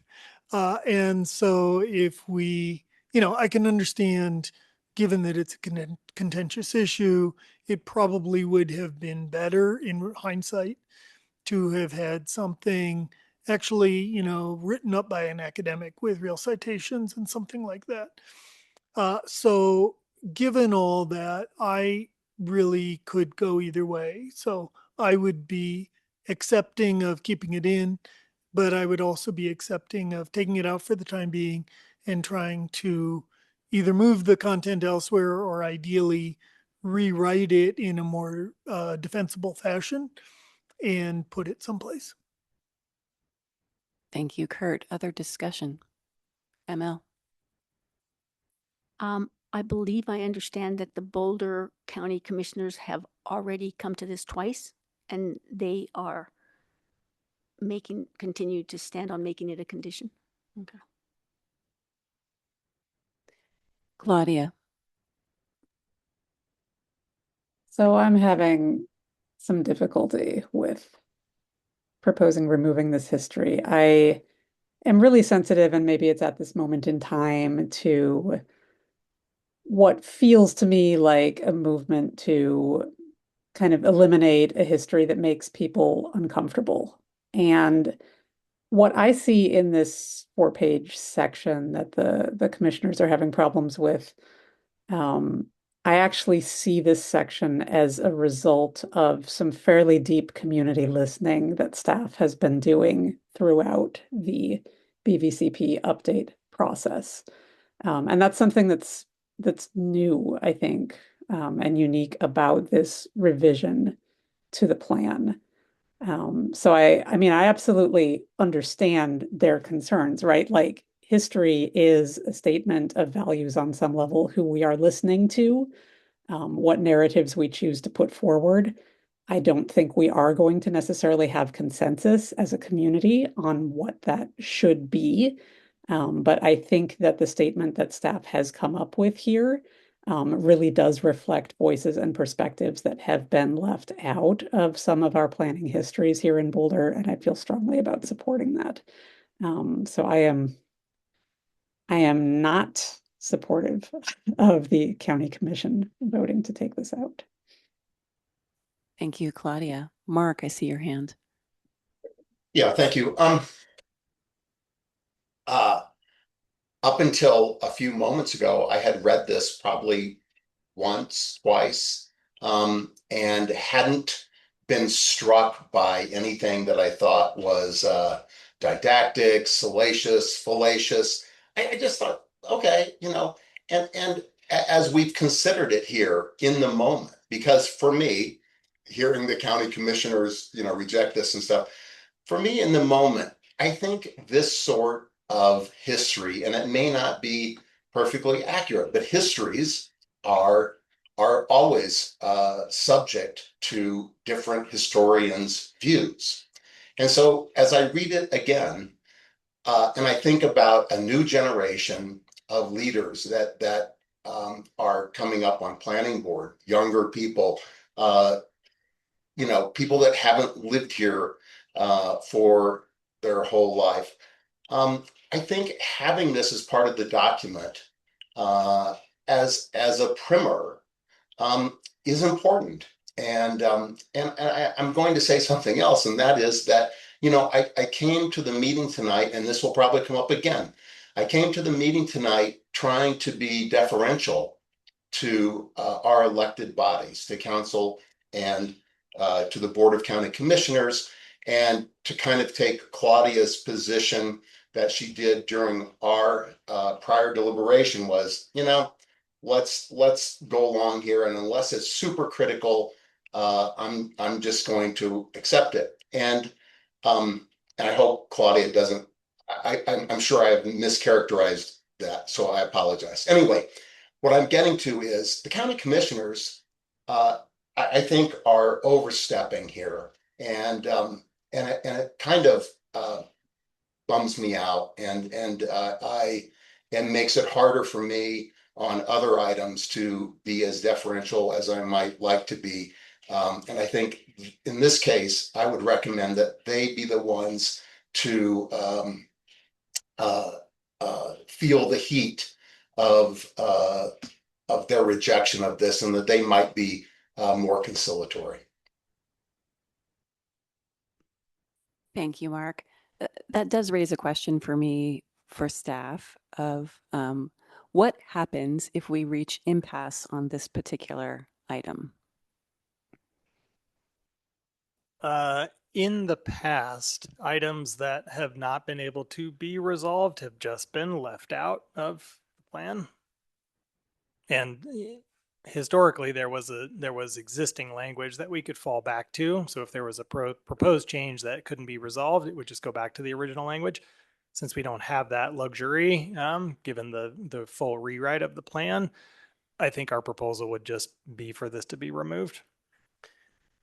Yeah, it's not as, just to add to that, it's not as obvious as in maybe previous updates that revised existing language. And I think absent, many rounds and an impasse still existing in some detente between the groups, it's going to continue to cycle at that point. So we'd be looking at round 3, a third round, in other words.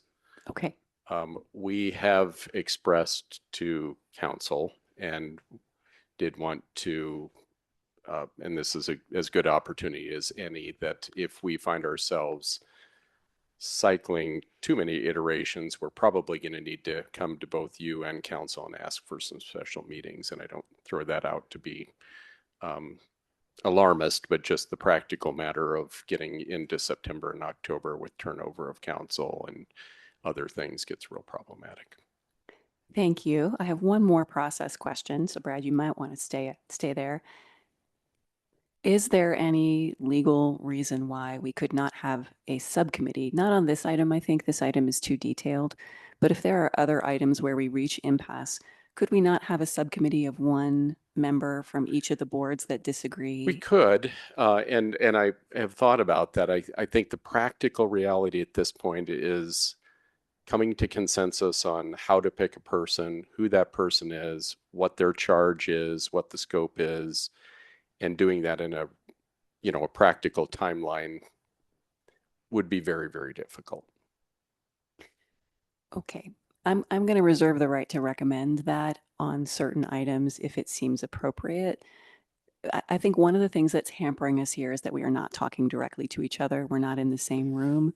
And sometimes we Yeah. haven't had the luxury of listening to each other and each other's rationale. We're sort of playing telephone to a little bit. And staff is doing a great job of trying to convey to us the rationale, but it's not the same thing as sitting down at a table with somebody and saying, okay, what is your concern here? And can we get to the underlying interest?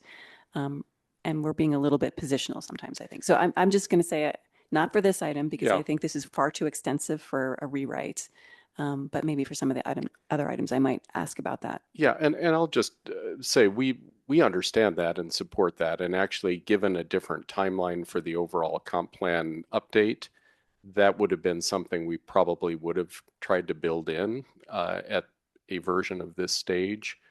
There were a lot of practical constraints and reasons to try to do it within the time frame, not the least of which is a real bias towards moving towards action in a short time frame by the community and yourselves and council. So we recognize that that would be an ideal situation. We've been advised that we can't have four-body conversations. That's not what you're talking about. You're talking about representatives. Don't disagree that that could be a best practice. It would, again, I don't mean to overstate it, but it would be very, very hard for us to facilitate that and keep on a timeline. Thank you. Understood. Okay. ML has a thought. Scary thought, scary idea. So I'm wondering if it would make sense as we weigh in on this being the first one where it's not, everybody's approved it before us, that we go with an option to approve that our approval or not approval with or without the edit. So take ourselves out of the frame and let city council and Boulder County commissioners, who are the elected officials, take planning board out so that if it does go to round 3 and 4 and whatever, we're not involved. So that will be good with however this lands. I'm thinking that was one of the intents of the Boulder County Planning Commission, was to say, at some point, this isn't really our conversation to have. It's between the elected officials. So I would suggest that this might be one of those. Thank you, ML. I affirm that that is an option for us. We can be one of those gray neutral squares on this item if we want to be. And I hear you suggesting we may want to do that on this item. Thank you. Okay. Other comments on this item before we go to a motion, then a vote? Yeah, I mean, so we would need to sort this out now pre-motion, but I guess I would be along with ML, and I actually very much agree with Claudia and Mark. And I see a lot of merit in preserving these pages, but it seems like this might be an opportunity for planning board simply to remove themselves from the debate altogether and focus on issues that more pertain to the planning board. And I think that that's a good faith effort towards moving towards progress in the plan. Any other comments on this item?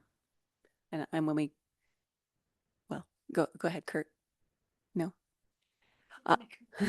I'll just say before we go to motions, my perspective on this is that histories always reflect a cultural moment.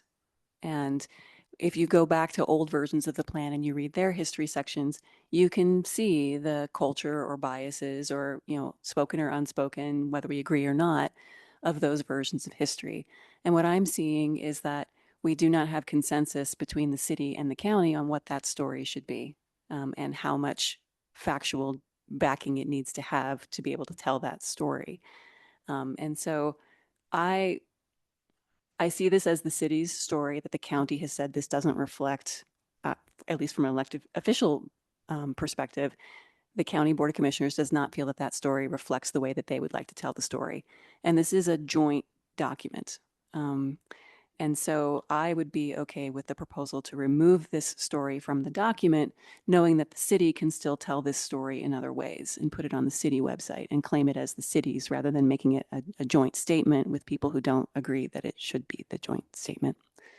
That's kind of where I'm standing. I would also be able to support a neutrality position, but I just wanted to put my thoughts out there. Other thoughts before we go to a motion? Mason. I'll keep my words brief. I agree mostly with what I'm hearing. 2 points of contention, I suppose, brief disagreement, is I wouldn't characterize it as the county not agreeing with the city, because there are 2 county approving boards. One of them did reject this proposal. So it's really 2 people that represent the county that aren't agreeing with this. Maybe representing, members of their community as well, but just saying. And then the neutrality argument, I'm not really for it, frankly, because we're a part of this process for a reason. We're appointed as to be a part of this process, so I'm just not one to take our voices out of it. Thank you, Mason. Any comments before somebody puts a motion on the table? Kurt. I would just say that I feel like in some ways the county could be, I shouldn't be framing it that way. Those who have sent this back for review, I guess you could say, in some ways, I feel like they might be doing us a favor. It's kind of like a reviewer of an academic paper who, says, "Oh, you didn't justify this statement," and you're like, "Oh, come on." But then you think about it and you realize, oh yeah, that it'll make it stronger if there's real justification there. I think it provides an opportunity to really back up the statements here and make it a much stronger history, and one that is difficult for people to just discard and say, oh, you don't have the justification. Because if there really is, our citations to academic research and so on, it makes it a much more compelling story. Thank you, Kurt. I just want to comment and say I completely agree with you. And I don't know that any additional work is going to go into this piece anytime soon, given how busy staff are. Okay, who would like to put a motion on the table? Claudia, you got your hand up first. I'll try a motion here. I move that we reject the Board of County Commissioners' condition of approval, removing pages 14 through 17 of the draft BBCP. I second. Motion and a second. Any more discussion? All right, let's go to a vote. We'll start with the folks on. Oh, Claudia, do you want to speak to your motion, or Mark? I have said my piece. Same. Okay. All right. Why don't you two be the first 2 votes? Claudia. Yes. Mark. Yes. ML. Neutral. I don't think that you can vote neutral. You have to vote on this motion of rejecting. I don't know, Deshauna, correct me if I'm wrong, but I don't think neutral is an appropriate vote. That is correct. There could be a second motion to demonstrate neutrality if so desired, but for this motion, we need to know the position on rejection. And if someone abstains from the vote but is present in the meeting, do we have a rule about that? I believe it's in our rules that abstaining from a vote is recorded in the affirmative, if I remember correctly. That is correct. So ML, would you like to vote yes or no? So my understanding is we are voting on rejecting the Boulder County Commissioner's request to remove those pages. Correct. So a yes vote means you want the pages to stay in, and a no vote means you agree with the commissioners to take the pages out. Is Can I that ask correct? Yes, that's correct. But Okay. I'm still confused. If, as Deshauna outlined, there could potentially be a second vote that would basically contradict this. If they both were to pass, then what would that mean? Well, it would only be if it fails. Yeah, I think Mark's inclination is correct that if this vote fails, then there could be a different motion made, right? But I will note that the County Planning Commission did take votes and express support or not support for a particular item, but then they made a second motion that expressed their neutrality and that they approved the plan with or without the edit. So essentially, you would be making a statement about the board's position on the item, but that you're essentially saying we don't need to see this again, and we are leaving it to the other bodies to resolve. Cool. Okay. Yeah. Okay, so with that in mind, on this particular motion, do you vote yes, meaning leave the history in, or do you vote no, meaning take the history out? Yes. Kurt, Yes. I'm a no. Yes. Yes. Okay, I think that is a 6-1. Okay, does anyone want to make a second motion? I would like to make a second motion. Kurt, I move to accept the Board of County Commissioners change. oh, that would contradict what we just did. Correct. Okay, Well, it would, okay. You would rather have it be we will accept either outcome. I think that's the second motion that we had discussed making. You're free to make the motion you just made. Okay, I accept the friendly amendment. Okay, so please restate your motion. I move that we accept either outcome on this proposed amendment. I'll second that. Let me ask staff, does this accomplish, or do you have different language that you want us to use?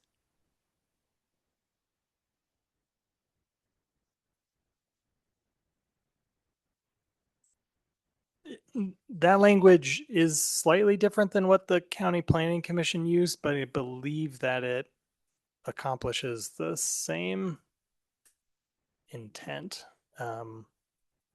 The language that the Planning Commission used, if it's helpful, is they moved to approve the plan with or without the proposed amendment. That was the terminology they used. May I revise my motion again? Oh, but it's been seconded. It has been seconded, but this could be a friendly amendment to make keep the same intent but use different language, which I think we can do. Kathleen, if you want to use Kathleen's language. I would like to use Kathleen's language. Kathleen, can you please? I will write that Okay. up here. Thank you.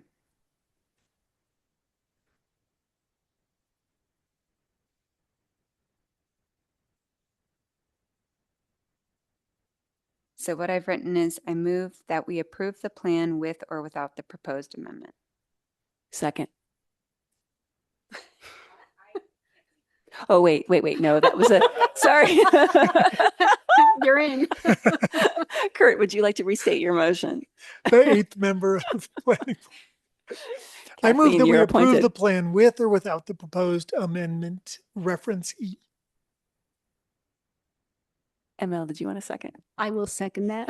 Okay. I apologize for inserting myself. I was too eager. Okay. ML, let's start the vote with you. Yes. Kurt. Yes. I'm a yes.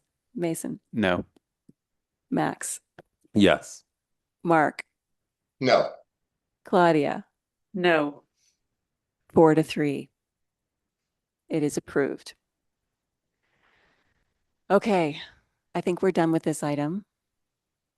And moving on to the next one. This is reference G, page 121, the future land use map. I would like to take just a brief pause here and say, is it really hot in here or is it just me? Is there anything that can be done to stop the sweating? I know we had this problem with a different hearing not too long ago, and they've attempted to address it. I don't think we can do anything We more did at this also point. specifically reach out to them today requesting that the AC be put on Okay, as well, strong as possible for this meeting. Anything staff can do to try to reduce the temperature in here. It's not because we're hot-headed. It just really is the AC, the HVAC. Okay, so we are on reference G, page 121, the future land use map change. This is one of the big ticket items tonight. The Board of County Commissioners conditioned their approval of the plan on changing all areas designated as Neighborhood 1 within the Area 2 urban edge of the future land use map to the rural land use designations as a condition of approval. They did this initially in round 1. City Council modified that to say only gun barrel. It went back to the Board of County Commissioners today, and the Board of County Commissioners reaffirmed their position that they believe all of their lands on the edge of the city that are in Area 2 should be rural and not Neighborhood 1. So with that in mind, discussion from board members.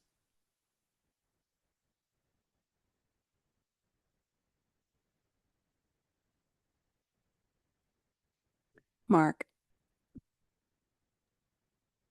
I'm super reluctant to acquiesce to this, but I think I'm going to.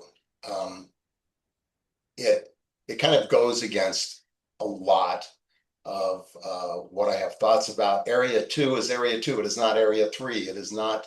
It is Area 2, and people keep wanting to apply characteristics to Area 2 that are not really as described in Area 2, and this would be one of those instances.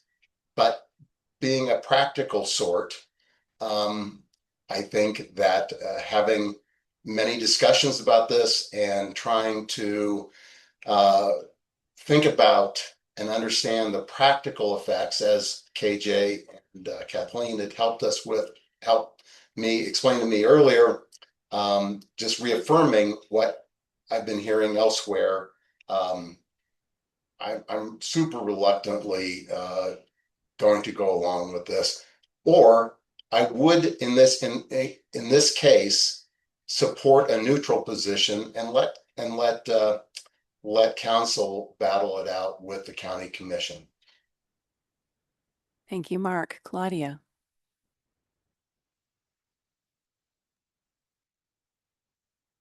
So I find this condition incredibly vexing for a couple of reasons. The primary one, I think, is that the approach that the county commission is asking for here, first of all, it does not reflect a current reality, right? Gun barrel and most of these Area 2 areas are not rural as we describe it. It also does not describe a potential future land use, regardless of whether we consider that desirable or not, right? Some of these subdivisions are not going back to rural land uses in any realistic future.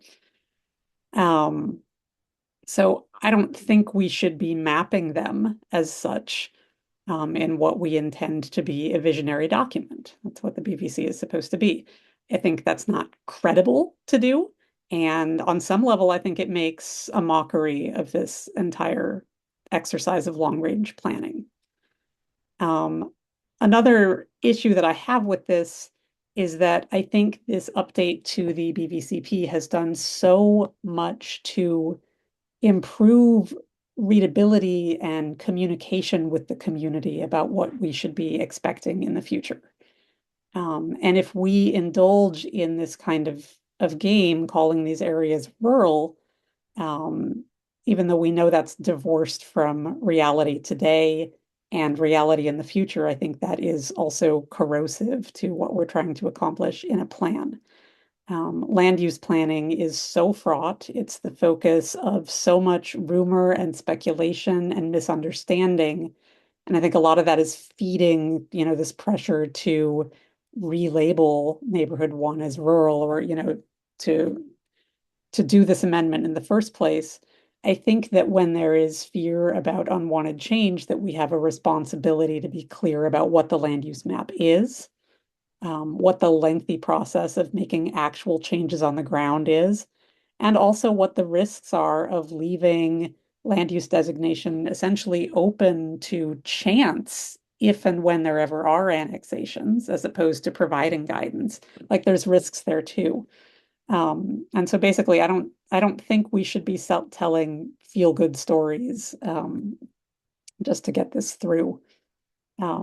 So I'm frustrated by this. I don't see a good way forward. I understand that the commission is very dug in. That's where I'm standing on this. Thank you, Claudia. Other comments? Kurt? I would just say that I would feel more comfortable about this change if there were some sort of verbiage someplace that said that when and if these areas get annexed, the expectation is that they would not remain rural designation. They would be changed to some more appropriate designation. That I think would at least help a little bit in terms of what happens in annexation. I think Brad is going to tell us that we do have that proposal. Yeah, I do want to just remind you that we do have the ability within the city system to create such language outside of the comprehensive plan in other annexation policies. Actually, Kathleen, that would not be in the scope of this. Thank you, Brad, but I think we do have a language proposal that goes along with this, that would be paired with this, that change to the rural designation. That was, I think, the next slide. It does talk about the expectation that they would get a new land use designation upon annexation, if I'm remembering correctly. Yeah, it's not quite that explicit, but it does refer to annexed areas would be subject to the city processes. Yeah, so I was thinking you're right. It is there, but it's definitely not as explicit as I was imagining. We could offer an edit to that to make it more explicit.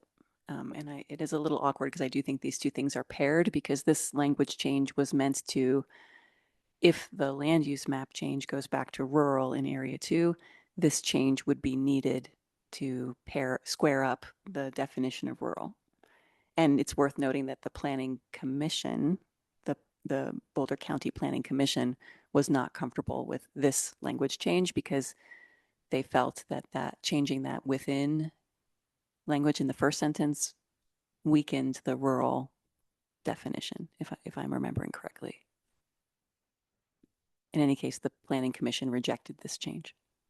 And my understanding was that the Planning Commission did not support the previous change. And I thought that that's what you were saying, that they didn't support the previous change and that's why they didn't support this one. So the Planning Commission may only approve land use map changes for Area 3. So they actually don't get to take action on those land use map changes, but they expressed their discomfort with the change and the change to neighborhood 1 change. Okay, the map change to make it neighborhood 1. They wanted to leave it rural. No. They wanted it to be neighborhood 1.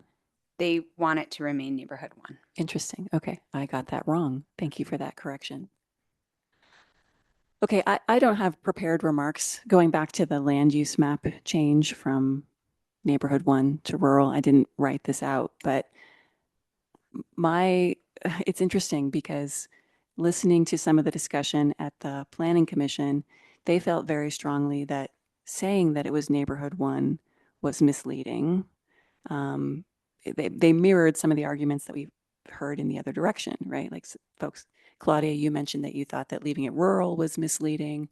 They thought that making it neighborhood 1 was misleading because in their estimation, a lot of these areas are built out in a suburban pattern and they never want to be more urban in the way, even if they were to annex, that they feel they're fully built out and that's not an appropriate pattern.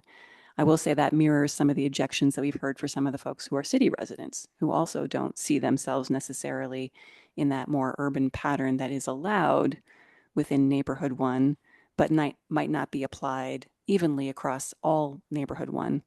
So what I think I'm hearing is that there's a sense that this neighborhood one definition is too broad, that we've tried to put too much under one umbrella, and that some folks don't feel represented by that. And there was a suggestion at the Planning Commission to have a neighborhood 3 or some other neighborhood definition that would encompass that more suburban pattern and not necessarily push toward a more urban growth pattern.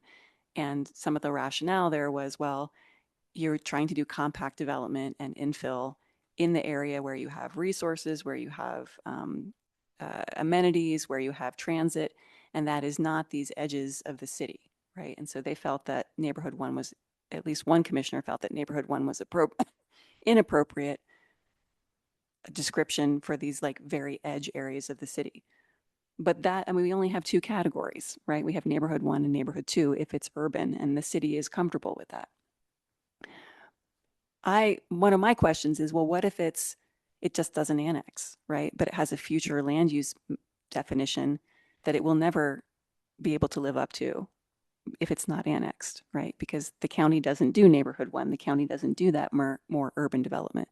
So it does feel a little confusing, right? That you have a land use designation that is only triggered upon annexation, but that's the only place where there's a future land use designation that's only triggered upon annexation, and it doesn't actually reflect what that land has 2 potential futures, right? Annex or not annex.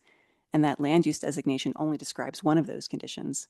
It doesn't describe what happens if that land doesn't annex, right? If it doesn't annex, it remains under county jurisdiction and it will never have that more urban pattern. So I don't know. I am very befuddled about what to do about this, because I completely understand the idea that folks should have an idea of what should happen when they annex. But some of those folks don't want to annex and can't see themselves annexing. So have we as a city and a county decided that their future is annexation and that they should just sort of get comfortable with that? Like, we don't do forced annexation, right? So they might not annex within the time horizon of this plan or ever. I don't know I don't think I have a proposal based on that, but I wanted to put that thought out there. Other thoughts or discussion? Yeah, I'll chime in. In the kind of, and I've followed along with a lot of what you were saying as well about the kind of what I'm starting to think of as neighborhood 1 fear mongering, quite frankly, and some of the concerns around community members that are like, hey, we're in neighborhood 1, but that doesn't accurately depict my neighborhood. And I'm going to really wholeheartedly agree with Claudia that we're talking about areas with a whole apartment complexes on them, or like duplexes, and something Mark said previously that even, what we think of as a historic, quaint neighborhood of Mapleton Hill has quadplexes on it. And I am worried that if we kind of play into this false narrative, that we're losing the plot of the actual plan, which is that beautiful neighborhoods are not exclusively spread out single family homes. And if anything, that is going to be what causes the kind of suburban sprawl that we all seem to be, as a community, what we've learned people are against is suburban sprawl. We're looking for 15-minute neighborhoods, and that was across the board through a large amount of community outreach. And I'm just worried that a small amount of community members that this isn't even going to affect are becoming outraged, as if we allow neighborhood 1 within a week, it's going to look like Manhattan. And I think that that's not really the case. That's not really the reality. And that we have struggled a lot with a city to open up doors to pragmatic development. And this is a step in that direction. And kind of playing along with this fear mongering may be a step backwards. That being said, I do also understand the point that if these lands aren't annexed, that it's not necessarily, it doesn't make a difference for them to be rural, but I am concerned with the image itself of playing along with this narrative. I just want to respond to that and say, since I don't see anybody else champing at the bit to speak, I get what you're saying too. And I like, to me, I think it comes down to not every area of neighborhood 1 is going to be the most dense version of neighborhood 1.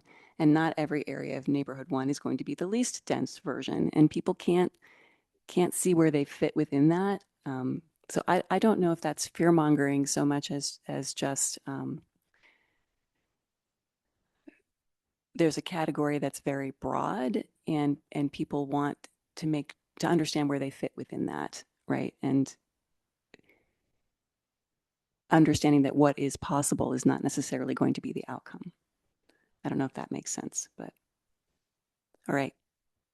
If we were a couple of months ago, I probably would recommend that we think about having another category just to make it clear, where are we trying to concentrate urban development, and where are the areas that will be urban but a little less urban, and maybe neighborhood 1 and maybe neighborhood 2 is not fine-grained enough of a tool.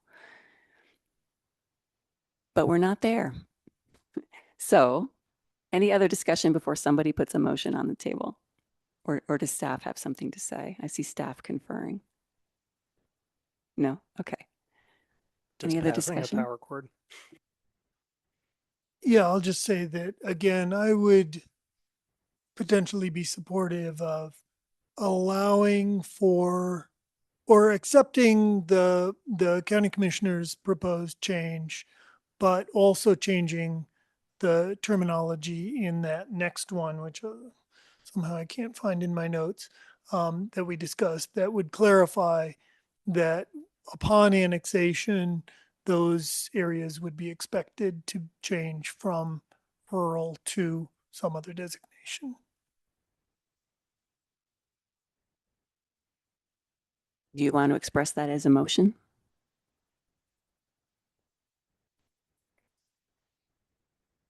I do see that Mark has a hand up. Do you want to speak before Kurt potentially makes a motion? Well, all I was going to do was urge Kurt to,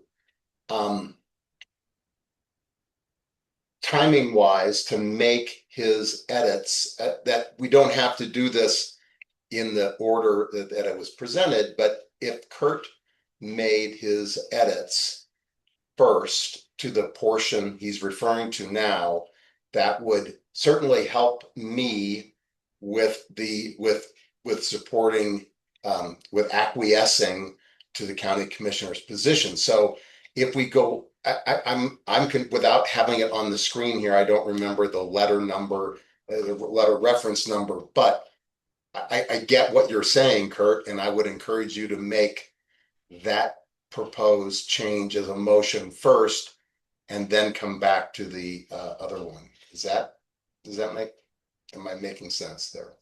Yeah, I think that's a great idea, Mark. So thank you very much for that suggestion. So I would move to accept, oh, we lost that.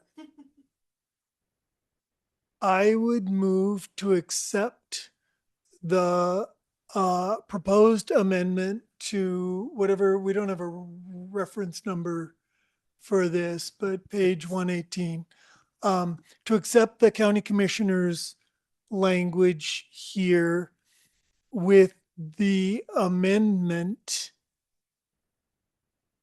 that the red sentence at the end of the first paragraph would, the red portion would read, except that upon annexation, any annexed areas would be expected to change from the rural land use to a more appropriate land use designation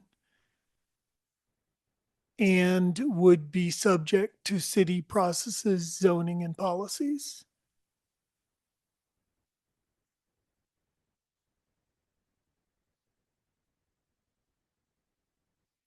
Can you repeat that last part?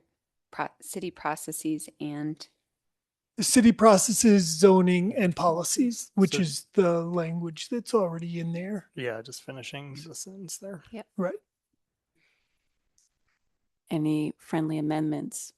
Yeah, maybe just a friendly amendment from expected to change from the rural land use.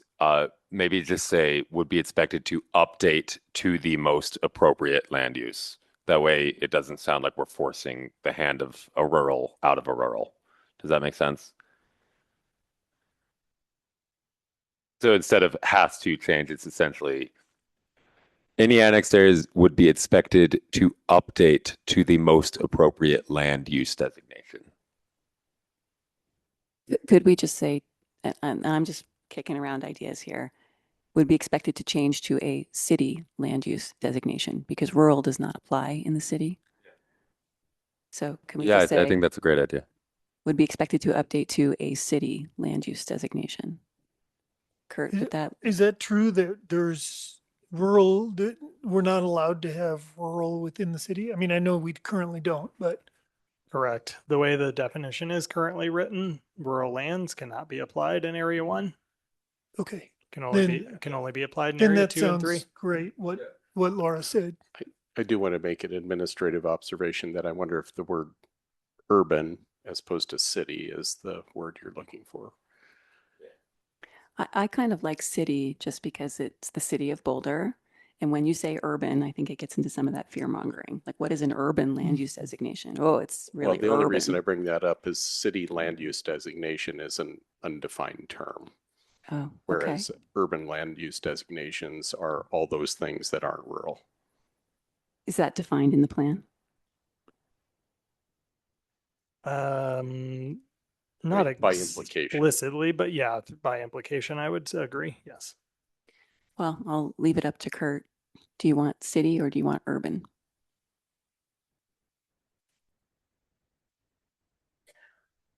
Is there any value in using non-rural? Yeah, I was actually thinking that. Sure. I'm happy with that.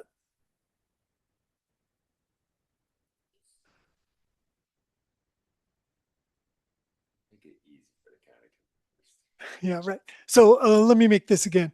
I move to accept the proposed amendment to page 118 with the amendment that the red sentence would read, except that upon annexation, any annexed areas would be expected to update to a non-rural land use designation and would be subject to city processes, zoning, and policies.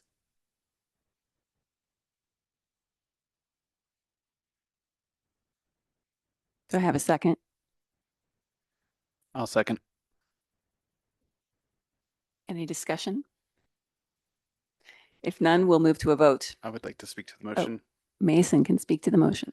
Yeah, so I think this is an improvement on this language regardless of how the vote on the next item goes. So that's it. That's all I got. And just a clarification, would this change apply if the other motion, if the area 2 areas go back to neighborhood 1 and do not remain rural? Is this only a change that we need if those areas go back to rural? This recommendation is conditional on the land use map change being accepted. The land use map change to go back to rural in area Yes. 2. Okay. So if that fails, if that stays neighborhood 1, then this does not apply because this is conditional upon those lands being rural. Okay. Sure. Max. I mean, correct me if I'm wrong, though. I mean, it's already true, as we've said, that we don't have rural lands within the city on annexation. So it's almost redundant to even have this in there. I mean, it's clarifying as it is, but I don't think that we need to. I agree with Mason. It's nice language, but I think just putting it alongside of the map change is helpful, but at some point it's more symbolic than anything. I do want to make a practical staff observation about that along those lines is adding language means we're going to make one more round with everybody. Not adding language would allow us to not do that. Understood. Thank you. Okay. So we have a motion and a second. Any more discussion? All right. We will go to a vote. We'll start with ML. You're voting go ahead. on the proposal to amend this language as Kurt Yes. has described. Mason was. Great, thank you. Yes. Kurt, Yes. I'm a yes. Mason, Yes. Max, Yeah. Claudia, Yes. Mark, Yes. unanimous. Great. Thank you. And thank you for that suggestion to do this one first, Mark. Okay, we'll go back to the land use map change. All right, so given that we have that change to the language, which is conditional upon this one, it would accompany this if it goes back to rural. Any further discussion before we put a motion on the table? Mason. Just real briefly, going back to what Claudia had said, just to make sure it's fresh in everyone's mind, you know, this is divorced from reality and somewhat destructive to the process and our trust with the community. So I will not be supporting. Thank you, Mason. We don't actually have a motion on the motion could be to either accept or to reject, but yeah. It's obviously to accept. Okay, okay. Yeah. I have a question. Yes, Max. I have a question. This might be for staff. Would it actually be every shred of neighborhood 1 would no longer be in the county if this happened? Yes, correct. Under the proposal, all neighborhood 1 that is applied in the county would change to rural. So I noticed earlier that in the industrial updates, you know, and all of that discussion that the county was not participating in that. If we allow this, will the county be removed from participation on neighborhood 1?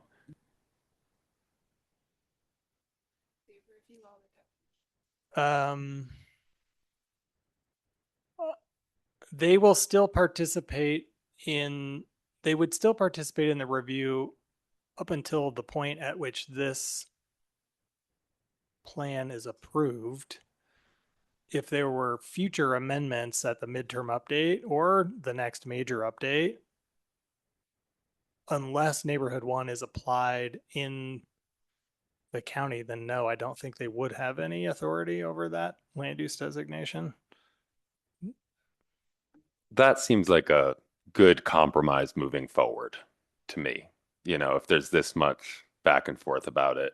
I mean, I don't love, I cannot second enough. I agree that this is divorced with reality, but if this is causing such a schism in the way that we can move forward with this, and we can just say, okay, the county can have rural lands, and in turn, please stop adjusting the neighborhood 1 definitions, that seems like a good way for us to move forward. Thank you, Max. If folks will let me have the floor, I don't love this either. Like, my initial thought was folks who are going to annex need to know what they can expect when they annex. And it's a bit of a fiction for folks. Maybe they'll be confused and think that they can stay rural. But I do think that the change that we just made helps make more clear that that is not the case. And as much as I don't love this, I think the commissioners have considered it twice. And this is land in their jurisdiction. This is not city land we're talking about. Area 2 is unincorporated county up until the moment that it annexes. And so I do not feel comfortable trying to overrule the Board of County Commissioners on how the land use map looks in the unincorporated county. So I would support the Board of County Commissioners having authority over that.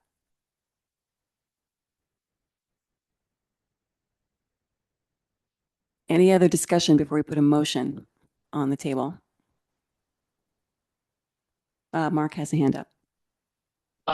My only question is should our motion incorporate Max's thoughts so that we approval of the rural designation in all Area 2 lands. And since we just incurred another round, is my understanding, we just incurred another round of approvals here by making the language change we did on the prior item. So I think we might feel freer to have another, to make a language change or condition here. I know this is not, you know, a site review or something, but the motion could incorporate the fact that the county no longer has input into neighborhood one definitions, or the county no longer has any authority in any neighborhood one area. So I have two thoughts about this. One is I just want to hearken to some of the discussion that was had at the county commissioners meeting today, which is that the county does put resources into the city in terms of housing programs, in terms of transportation and transit money, funds, and they have an interest in having development concentrated in the city in various ways. And so what development looks like within the city is something that they have a financial interest in terms of their investments in transportation infrastructure, especially if I understood some of those comments. So I wanted to put that out there. But also, I think I heard staff saying that in terms of how they are reviewing the plan, they do think that if there's no neighborhood one in the county, then it would not be a city county thing to comment on. Did I hear that correctly? Only after this initial approval, because we've approached the plan as an entire rewrite, we're allowing for some additional sort of grace in terms of who is reviewing what. Technically under the IGA procedures, the county only weighs in on policies that reference the county. And then changes in area 2 or in area 3. But again, given that this is a full rewrite, we're asking all 4 bodies to weigh in on all of the introductory language, all of the relevant policies, but then also all of the new land use framework. So it would really only be in future updates that we would probably scrutinize that a little bit more carefully as to who is reviewing the land use designations if they don't apply in certain jurisdictions. Okay, so not for this update, no matter how many rounds it takes, but like once this is closed and then there's a new midterm update, that's when it would kick in. Then I think we would look, more closely at if there's a land use designation, even like industrial or I'm trying to think of a couple others, but anyway, yes, if there were other land use designations that only applied in the city, there's not a strong rationale why we would ask for county review of those items in the future. Okay, thank you. Understanding that sometimes the county has disagreed with staff's interpretation of what they can and can't weigh in on. But yep, Kurt. I have a question for staff. You heard Mark's suggestion of this clarification. What was my question? Oh my God, it's getting late. My question was, I think, would that actually be necessary? Would it make a difference? Or would it just re-emphasize what you sort of already said? Yeah, I am not. I would say, to be honest, I don't know if we can, with really clear authority, say that they would not have review over neighborhood one in the future. We would have to really go back and look at the IGA and the amendment procedures, which we will actually be looking at those amendment procedures later next year and updating those between the county commissioners and city council. So we would need to do some more homework to really determine that. And I don't think a statement or a condition that is attached to your motion related to this item would really have much practical effect, because the IGA is ultimately what determines who reviews what and what those amendment procedures look like. And I'll just say from my part, that feels like overstepping for us as a planning board to try to determine what the county can and cannot weigh in on. I feel like that's not our call to make. Okay, I'm 1 of 7. All right. I would like to move this along to a motion if somebody is ready to make one, and we can always discuss that motion further. Is someone ready to make a motion?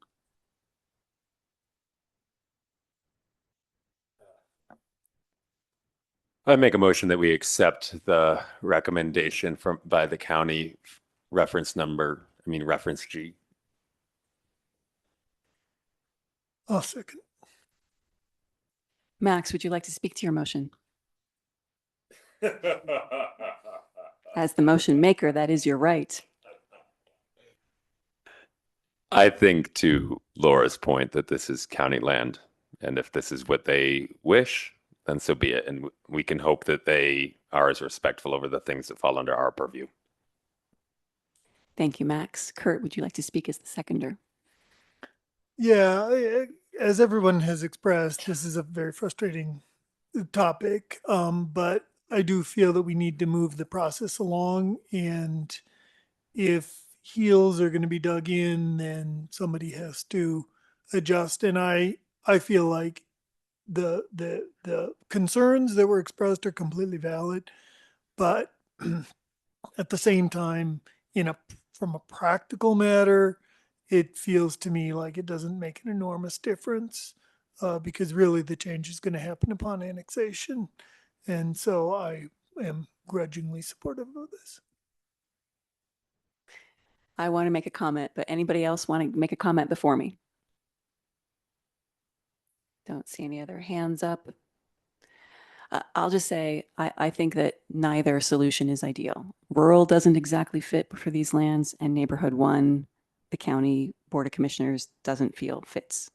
And so that to me says this probably should get more conversation in our next update. So I think for me, acquiescing to the county for this stage is probably the right decision. I will support it, and I would encourage staff to earmark this as something that caused quite a bit of consternation and probably could take another look in the next update. Okay, any other discussion? All right, let's vote. I'm going to start to my right. ML. Yes. Kurt. Yes. I'm a yes. Mason. No. Max. Yeah. Mark. Yes. Claudia. No. That is 5-2. That passes. All right, I apologize, but I am in dire need of another break. So can we do a shorter break, 7 minutes, come back at 8:50? Okay, thank you. 8:50, we'll be back. Sorry, Claudia, I'm so sorry. I'm drinking too much water.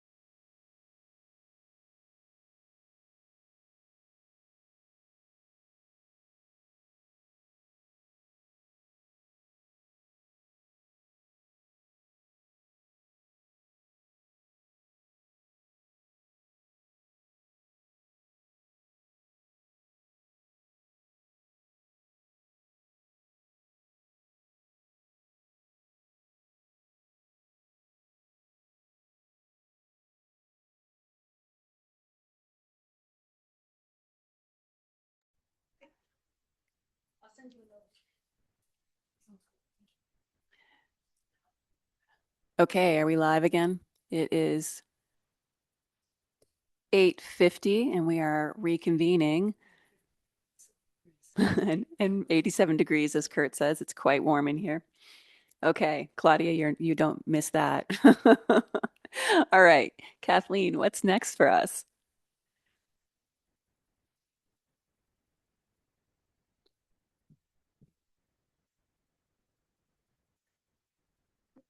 Okay, I will share my screen.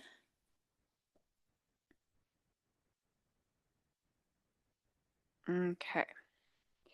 All right, here you go. Thank you so much, Kathleen. So we are now at, these are the policies that we recommended as conditions of approval, that we approved as conditions of approval. All right, so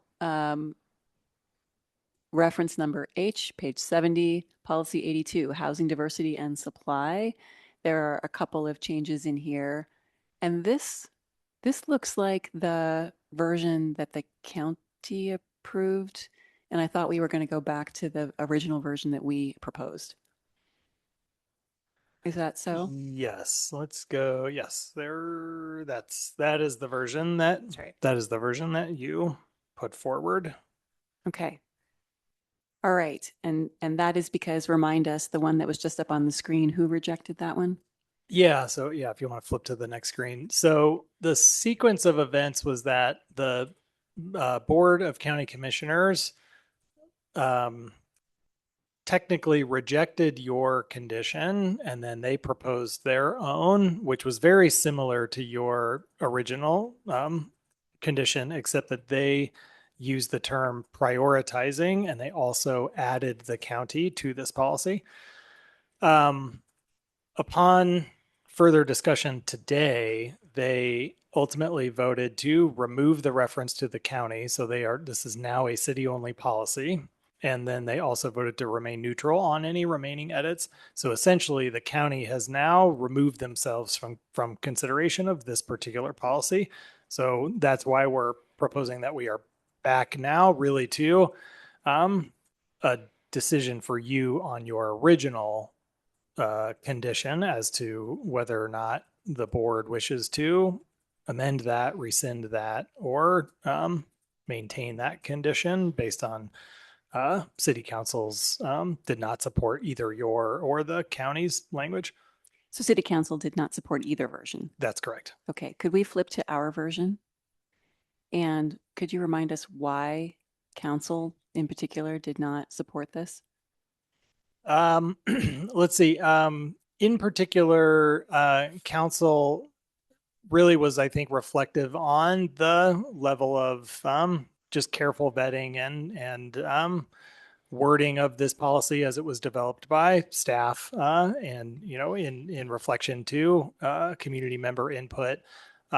Their concern about the county's version was really that term prioritizing, and I think we had a discussion about that during your previous meeting. So that's why you use the term, as well as to indicate a preference or a bias towards middle income, but not necessarily prioritizing to the detraction of other types of housing.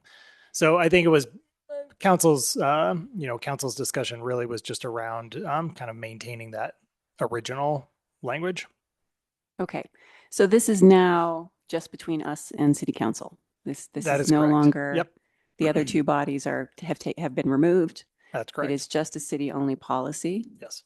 And so the question is, how strongly do we feel about changing a full spectrum to just be more affordable, and changing including to as well as?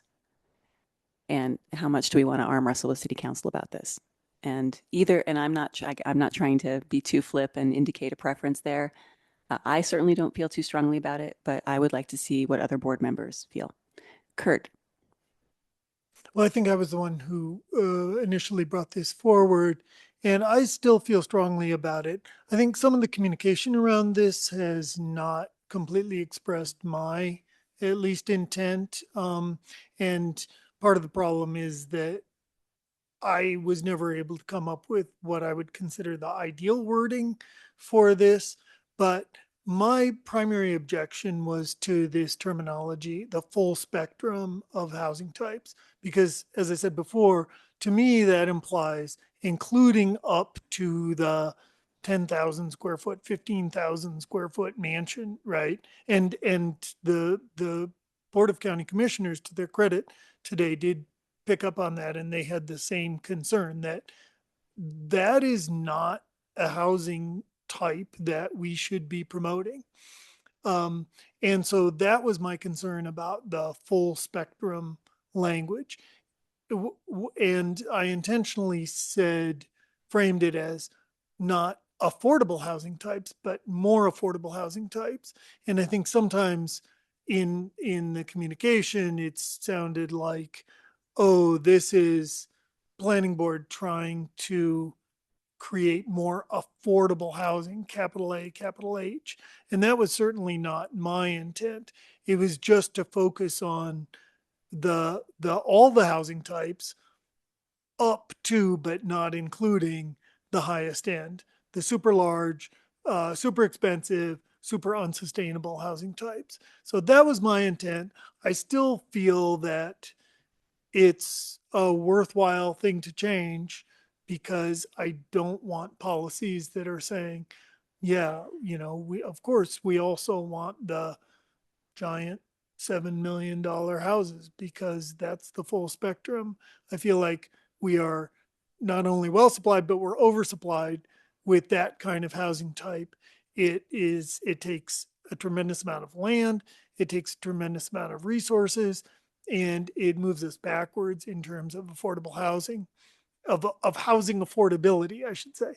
And so I still feel strongly that this terminology, this wording should change here. So I will be proposing reinstating this. Claudia. So I absolutely agree with Kurt on the issues at the upper end of the housing market and it being problematic, potentially being perceived as promoting that. However, what I see happening in this debate, reflected first in City Council's discussion and rejection of this, and the County Commissioner's initial counter proposal, even though they've withdrawn that now, is that we really don't have consensus beyond maybe this board on what we should be prioritizing. Like, should that be price points? Should it be building typologies?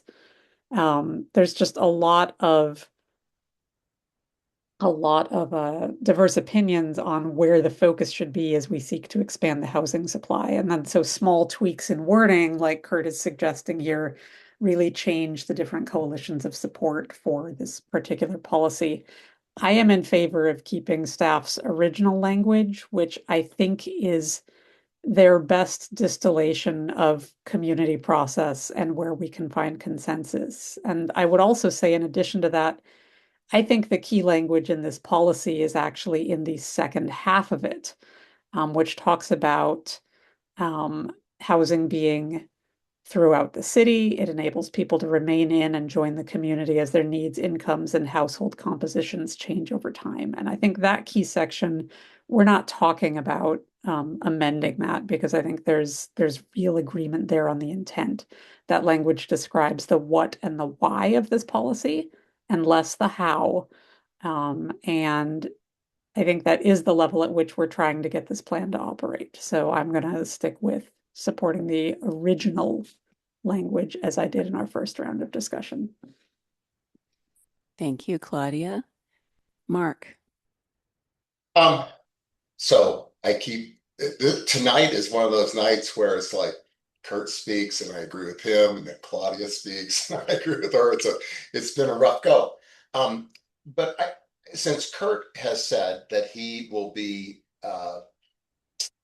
moving to reintroduce his changes, I've been looking at, I listened to him and his acknowledgement of the struggle around certain words, affordable housing, little a, little h, versus the capital, etc. And so I would just put this out there, that if the troublesome words beginning with promoting, if we just said promoting housing types that are more affordable, such as middle housing and middle income opportunities, and it carries on, and I agree with Claudia that the real meat of that is in that second part of that. But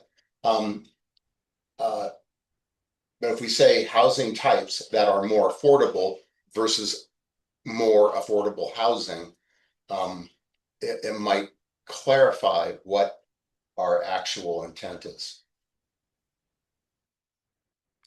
Thank you, Mark. I note that you might be able to accomplish the same thing with a hyphen, more affordable, more hyphen affordable housing types, so that it can't be misread as additional affordable housing, but it's housing that is more hyphen affordable. But Mark, I think your rewrite is good too, and maybe is clearer than that. Any other comments? I'll just say I was not bothered by the original language when I read it. I don't think anybody in the city of Boulder is going out and promoting that we need more $14 million mansions, right? And so when I see promoting a full spectrum, I hear that as filling in the spectrum where we are missing things, right? Because the spectrum is not full and it needs to be filled in certain spots. So I was not bothered by the original language. And so for me, this isn't necessarily worth trying to send it back, but I do respect where you're coming from, Kurt, and I do think that Mark's potential edit there, it makes it more understandable and maybe more palatable. So I'll leave it there, and I will leave it to board members for any last comments, and then we'll get a motion. Mason. Not to throw a third option out there, but I do have a problem with the full spectrum wording here because, you know, I don't support the full spectrum. I'm not sure if the board does or the council or any of the other bodies. But I wonder if this just said the city supports increasing the housing supply throughout the city that enables people to remain, and just cut out that whole middle section and leave it to the part that, you know, actually has the business, would make more sense. Thank you, Mason. Max.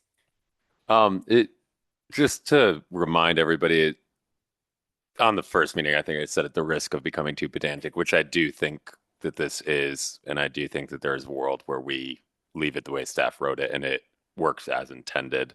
I think we're really trying to mitigate bad faith interpretations, but it is worth remembering that I think that this was also a direct recommendation from HAB for this policy. This is like the thing that they did their whole write-up on, that they wanted explicit goals towards middle and affordable housing and increased housing stock. So just throwing that into the mix too.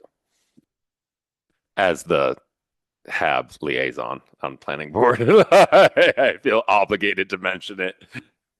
This is why it is so useful to have you as the liaison, Max. Thank you for serving in that role. Thank you. Okay. Who would like to put a motion on the table? Laura, I actually had a question for Oh, Max yes, quickly. sorry. Go ahead. Just so that I understand what HAB's intent was. I've lost track of that thread. Max, was HAB's intent or support behind staff's original language, or was HAB supporting this proposed amendment that we ended up adopting? I think this actually goes back prior to our meeting, that HAB's contribution to the BVCP was a desire for explicit language that reflected a desire for more housing and in the interest of affordability. They just wanted that as a value that we all share. Okay, so do you know, or is it your understanding that the original policy 82 reflected that, or did they seek an amendment such as we proposed? When I spoke with them about this policy at the latest HAB meeting, it does not seem that any of them, so to speak, were as lost in the sauce as we seem to be about the actual wording. Thank you very much. I also have a motion then, if folks would like to entertain a motion. Well, we have two people who would like to make a motion. Kurt, I think you were the first Okay. person to propose making a motion. What do you want to make your motion or let Claudia make her motion? I would like to make my motion, and then I'm sure we'll get one from Claudia. So I appreciated Mark's suggestion, and I think that that is a positive change. So I would like to propose a version of this that's similar, but that reads: the city supports increasing Hang on the one housing. second, Kurt. Kathleen, do you want to copy over what's there into the motion box and then you can edit that rather than trying to retype it? I just want to give you that opportunity. Good idea.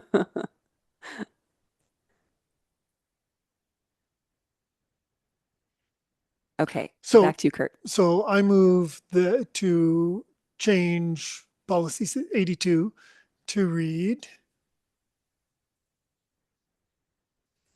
the city supports increasing the housing supply by promoting housing types and price points that are more affordable, including middle housing and middle income opportunities,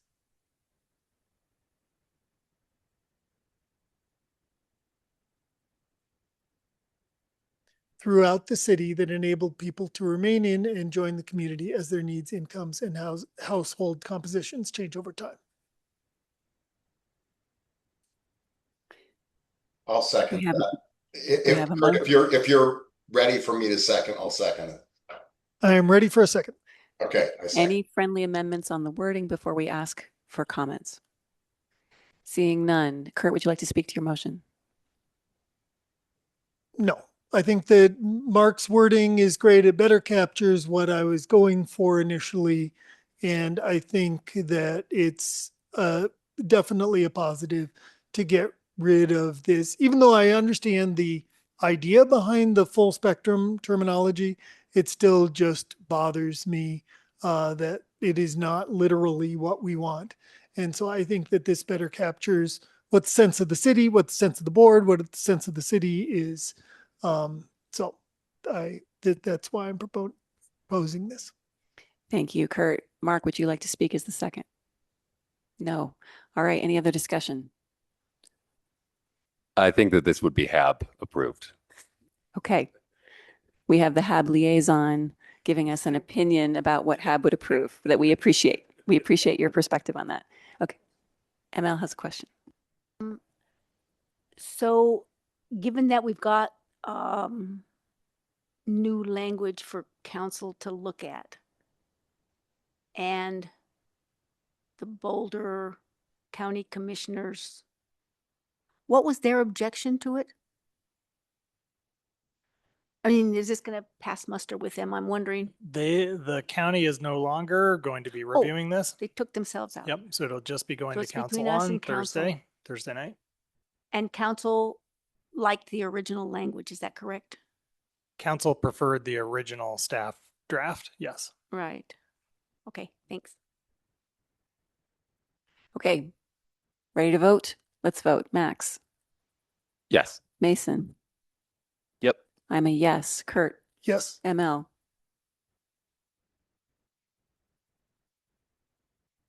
We're going to skip ML and come back to you. Mark, Yes. Claudia, No. ML. Yeah, I think I'm going to be a no as well. Okay, that's a 5-2. Okay, 5-2. That one passes. Moving on. Although, hang I on think one second. Claudia might have had a Yeah, motion. Claudia. Well, my motion was to essentially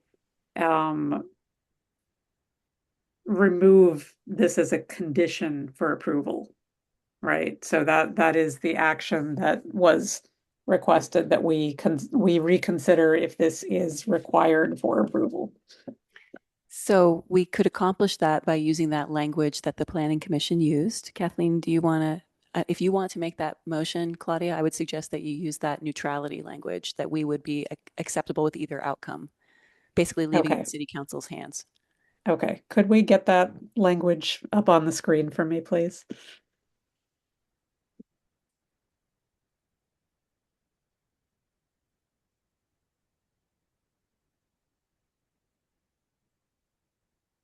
Okay, so I move that we approve the draft BVCP with or without the changes to policy 82. Second. Any discussion? This basically says whatever council decides, we will go along with it, but this is our preferred version. Okay, let's start the vote. Unless Claudia, would you like to speak to it? No, thank you. Max, would you like to speak? Yeah, I guess I'll just say again, I think that what we've written is better, but it is not important enough for us to draw a line in the sand over. Thank you, Max. Okay, I'm going to start the vote with the online folks. Mark. We still have Mark. Oh, looks like we lost Mark. Did Mark have technical problems? No, Oh, Mark, you're I'm back. sorry, I had to leave for a moment. Okay, Mark, we are voting on a second motion, which is that we would basically make this optional for city council. They can either go with our language or go with the original language. So we are No. moving to approve the draft plan with or without the changes we just made to this policy. Yeah, no. Mark is a no. Claudia, Yes. Max, Yes. Mason, No. I'm a yes. Kurt No. and ML. Yes. Help me with that. I think that was 4-3. 4-3. So does it pass or it fails? Pass. Okay. Thank you. This passes 4-3. Okay. Moving on. I think we're coming closer to the end. We have a couple more at least.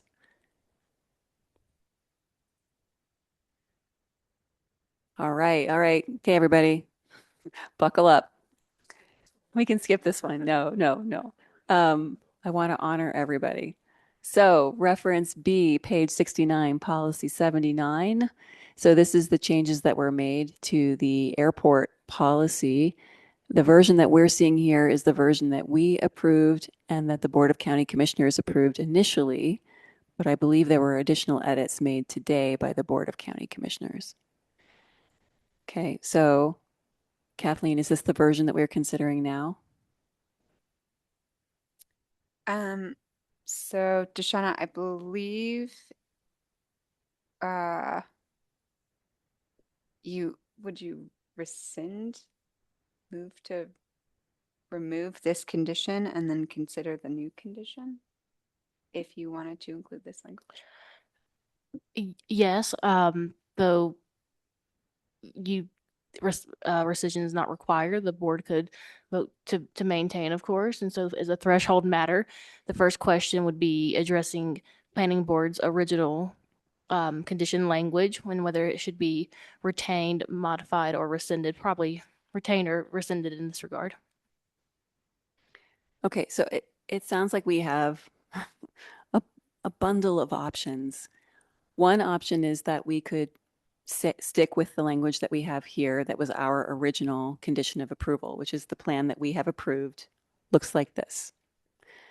The second option is that we could rescind this condition of approval, and then we could look at the county's version and whether we want to support that either as a condition or as a recommendation. And then we also have the version to do our own version, a new version. So we have a lot of options. Madam Chair. And the main change that the county made was that they struck the language that we had added about, could you go back to that other one? The city will coordinate with the county to understand and address inequitable impacts of airport operations on the population that lives, works, plays, and goes to school in proximity to the facility. They struck that sentence altogether. And then for the last sentence, they reverted it back to the original version so that it just read, the city will coordinate with the county to provide consistent regulations addressing noise and other airport influences where possible. And they took out the piece about providing education and outreach to residents most impacted by aviation lead. So again, we can choose to reaffirm what we did, we can rescind what we did, and then potentially either approve the original version that staff did, approve the county's version, or do our own version. Discussion or questions? Kurt? Oh, Mark has a hand up. Yeah, just a point of order. I don't think any action in the affirmative requires us to rescind. What I heard Deshauna say, and what I think is that we do not need to rescind anything. We could say we adopt our old version, we adopt the county's version, or we have some other version, but none of that requires rescission of what we adopted originally. I'm not sure that that's exactly true. I think that if we don't want to reaffirm what we approved the first time, which is the plan that we approved, we would need to have something else in its place, which means rescinding the condition that we put on the plan, that the plan can only be adopted with this particular version of the language, and then we could adopt something else. Well, so for instance, today, did the Board of County Commissioners, prior to drafting their newly approved policy, did they rescind their approval of our prior policy that they had approved also? I think you're correct, Mark, that they did not officially do that. So yeah, I don't think any affirmative action in this particular cycle, and again, this is for Deshauna or staff, but I don't think it requires us to rescind anything. If we have an affirmative action of 4 or more adopting some version, then we adopt that version. I think it's a little pedantic, but I will defer to legal counsel on what we need to do. An affirmative stance of revision is only legally necessary if the board would like to disengage with policy 79 as a condition of approval generally. If the board wishes to adopt a different version of policy 79 as a condition, it can do so with a separate motion without getting into the weeds of rescission. But rescission is a threshold question as far as policy 79 generally, but I appreciate the question, Mark, and the clarification. If you wanted to adopt another version, you could just make that motion and not have to deal with rescission as a general matter. If we wanted to keep it as a condition of approval. Correct, but if you would no longer want this to be a condition of approval, you would need to take an affirmative stance to rescind your prior condition. Okay, that is a very helpful clarification. Thank you. We are well advised. Thank you, Deshaun. Okay. Discussion about preferences with what to do with this policy. Kurt. Well, I'm not an expert on this particular topic, but I did think that the Board of County Commissioners conversation about this was helpful because my takeaway was that their objection to the sentences that they struck was that they were more operational, and this entire policy from the beginning has stood out. It hasn't been consistent with the rest of the policies pretty much in the entire draft, which are very high level and abstract. And this has felt all the way along very operational. And I feel like that is part of the where some of the contention came from. So I think that that's a little unfortunate from the beginning. But they were feeling that the sentences at the end that they took out, or the verbiage, was particularly operational. And I agree with that on rereading. And so I would be okay with sticking with the version that we approved that's here, but I would probably be more supportive. I would be more supportive of the version that the county commissioners approved that strikes this language at the end. Thank you, Kurt. Mark, you have your hand up. Yes, I just want to see, scroll up a page so that we can see the what the county commission approved today. And as I look at this, and I was reading it earlier before it scrolled off.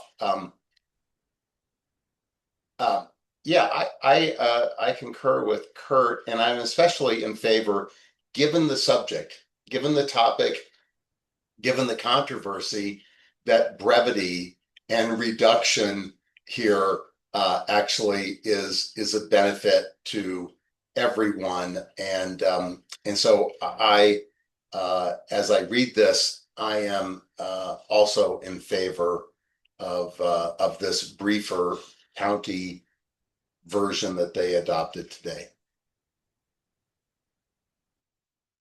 Thank you, Mark. Other commentary? I will just note that the sentences that were struck, I agree that they're more operational than the rest of the plan. You know, to me, those were the sentences that spoke the most to equity and to the city's obligation to address the negative impacts that any airport has. This is not unique to the city of Boulder.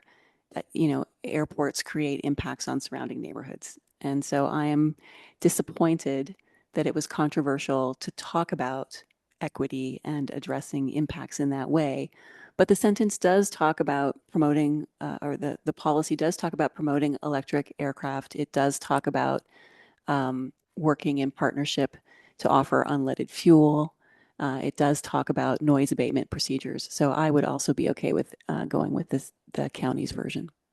I think it's an acceptable compromise, and I don't see anything particularly controversial about this policy. I do think that there is one omission here that we should probably add in, even understanding that would we should correct it, I think, even though that would send it back to the Board of County Commissioners.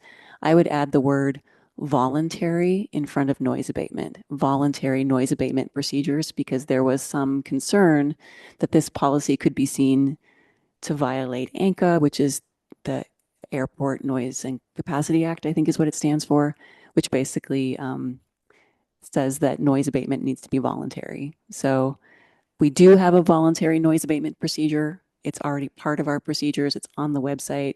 It is, I think, required by CDOT in order for us to get future grants. We have to have those voluntary noise abatement procedures. So I don't think it's controversial that we have voluntary noise abatement procedures, but the omission of that word voluntary could be controversial. So I'm going to suggest putting that back in.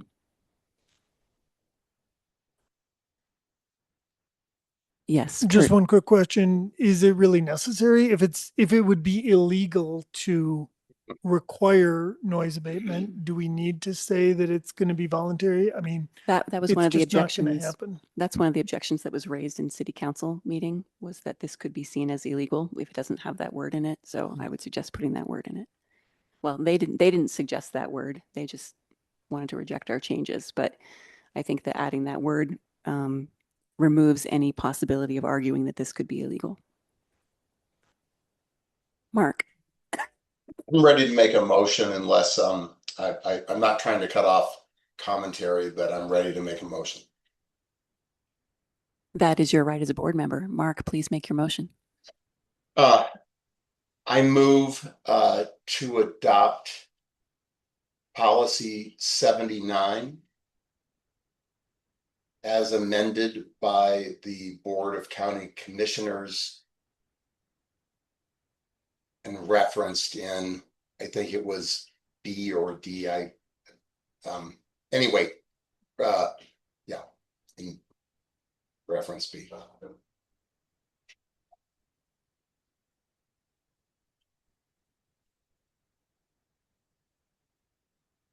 Is there a second? I'll second. May I offer the friendly amendment of including that word voluntary in front of noise abatement? I'm going to reject that. If as a motion maker, I'm going to reject it. I concur with Kurt that the federal government is like the state government is not shy about making it known, regardless of what our policy says, that what they think and what they're ready to enforce or not enforce. And so to avoid an additional round of discussion about something that is essentially moot because it is federal law and supersedes any municipal law. I'm not going to subject us to another round for the word voluntary. Can I just ask a clarification? If we add this word voluntary, does it take us to another round? I thought we already had another round with the county commissioners, no matter what. We are going to be going back to the county commissioners, but it is one more item to bring to them. It would be another item, but I think it would be a fairly easy item. I'm just concerned that that would be a reason for city council in particular to reject this policy if we don't include that word. That's my strong concern. Yeah, Well, But I Mark will is the let motion. I will let council. My view is I'll let council subject us to another round or another item, and that if planning board has adopted it and the board of county commissioners has adopted it, anyway, the burden is on council then to subject us all to that. So I appreciate your input, but I'm gonna keep my motion as it stands. Okay, thank you, Mark. Is open for discussion? Okay, open for discussion. Is this open Yeah. for discussion? Yep. Yeah, I just want to agree with Mark, that I think that solidarity in the county in what is quite frankly a very controversial issue is going to help us in moving it forward. And, if it does come to the word voluntary, that'll be what it comes to. But for now, I think just creating a united front and then one less opportunity for it to be muddled with again, being able to say, hey, we've come back with a compromise, I think will make it a little bit smoother.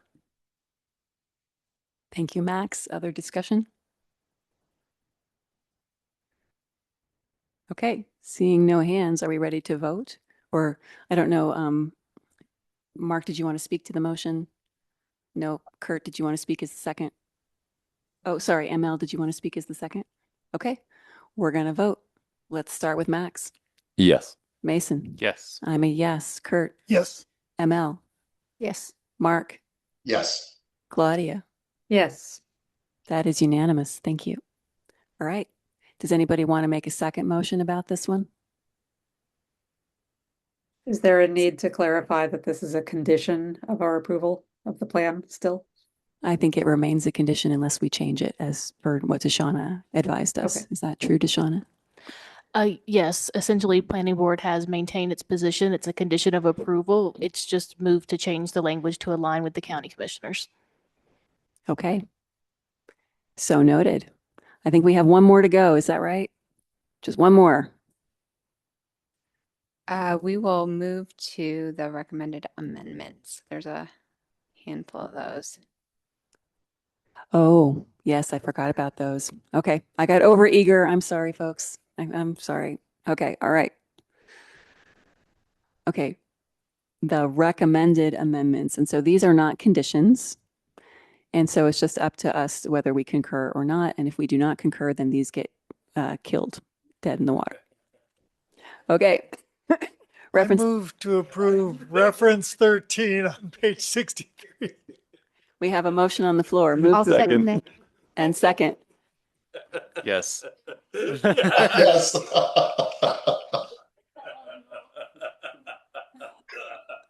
Okay, we have a motion. We have a second. Any discussion? Seeing none. Mark, Yes. Claudia, Yes. ML, Yes. Kurt. Yes. I'm a yes. Mason, Yes. Max. Yes. We're done. Thank you. That was the fastest one ever. All right. I want to high five you, Kurt. Okay. All right. Reference 15, page 69, policy 16. This is for out of city utility service, and Board of County Commissioners proposed adding the sentence, in any case, the city may provide limited utility services where there are health and safety issues. This has been approved by both the Board of County Commissioners and Council. Anybody want to discuss before we put a motion on the floor? No. Who wants to put a motion on the floor? I'll make a motion to accept reference 15. Second. All right. Motion to approve reference 15 has been seconded. Do you folks want to speak to your motion? Nope, nope. Any discussion? Nope, nope. All right, we'll start with ML. Yes. Kurt, Yes. I'm a yes. Mason, Yes. Max, Yes. Mark, Yes. Claudia, Yes. done, unanimous.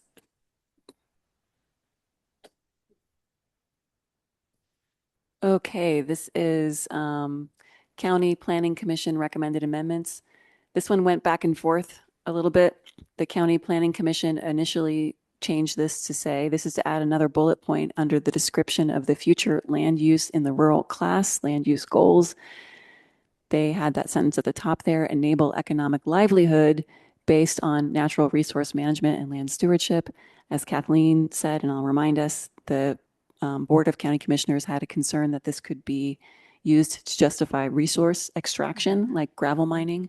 And so they proposed the amendment or the rewrite below, support economic livelihoods that are based on the land and that are consistent with responsible land stewardship and environmental sustainability. That is what the Board of County Commissioners rewrote it to today. Any discussion or questions? Seeing none, would someone like to make a motion? Mark, I move to adopt reference item 14, page 116, as amended by the Board of County Commissioners on July 21st. Second. that was Kurt seconding. You didn't have your mic on, Kurt, but we heard you. Second. Kurt seconded. Okay. We have a motion and a second. Mark and Kurt, would you like to speak to the motion? No. Any discussion or questions? Okay, we're going to vote. We're going to start with Max. Yes. Mason. Yes. I'm a yes. Kurt. Yes. ML. Yes. Mark. Yes. Claudia. Yes. We're done. Unanimous. I would like to make a second motion on this one. Second motion. Can we pull up that language that says we don't want to be a part of this? The neutrality language. Yeah. Yeah. One thing I will just mention is that if this is declined or not supported by any other body, it will just fall off the list. So it wouldn't come back to you Oh, okay. Because it's recommended. because Because it's it's a just a recommended recommendation. amendment. Right. Okay. Okay. Maybe So this we doesn't don't need matter. to do that. Yep. Okay. Thanks. But I appreciate the sentiment, Mason. We remove ourselves from, we have removed ourselves from further consideration one way or the other, or both ways, doubly. Oh, now I've got Blondie in my head. One way or another. Okay, next. Reference 16, page 36, the future of housing. And this is one of our, this was us originally, so why do we have to reapprove it? Was there, oh, the near transit. Near transit. So Board of County Commissioners, I think. No, it was City Council. City Council added those two words, near transit, modifying multi-use buildings in areas like Neighborhood 1. So they're basically trying to say that multi-unit buildings in areas like Neighborhood 1 would be approved near transit. Discussion. I think we should do this quickly, but it's worth noting that it's not exclusive. It's just a good example. Like the list does not prohibit multi-unit buildings away from transit. It just provides a good example of when it's a good practice. So I think for that reason, it's unobjectionable. Okay, and I see, I make it.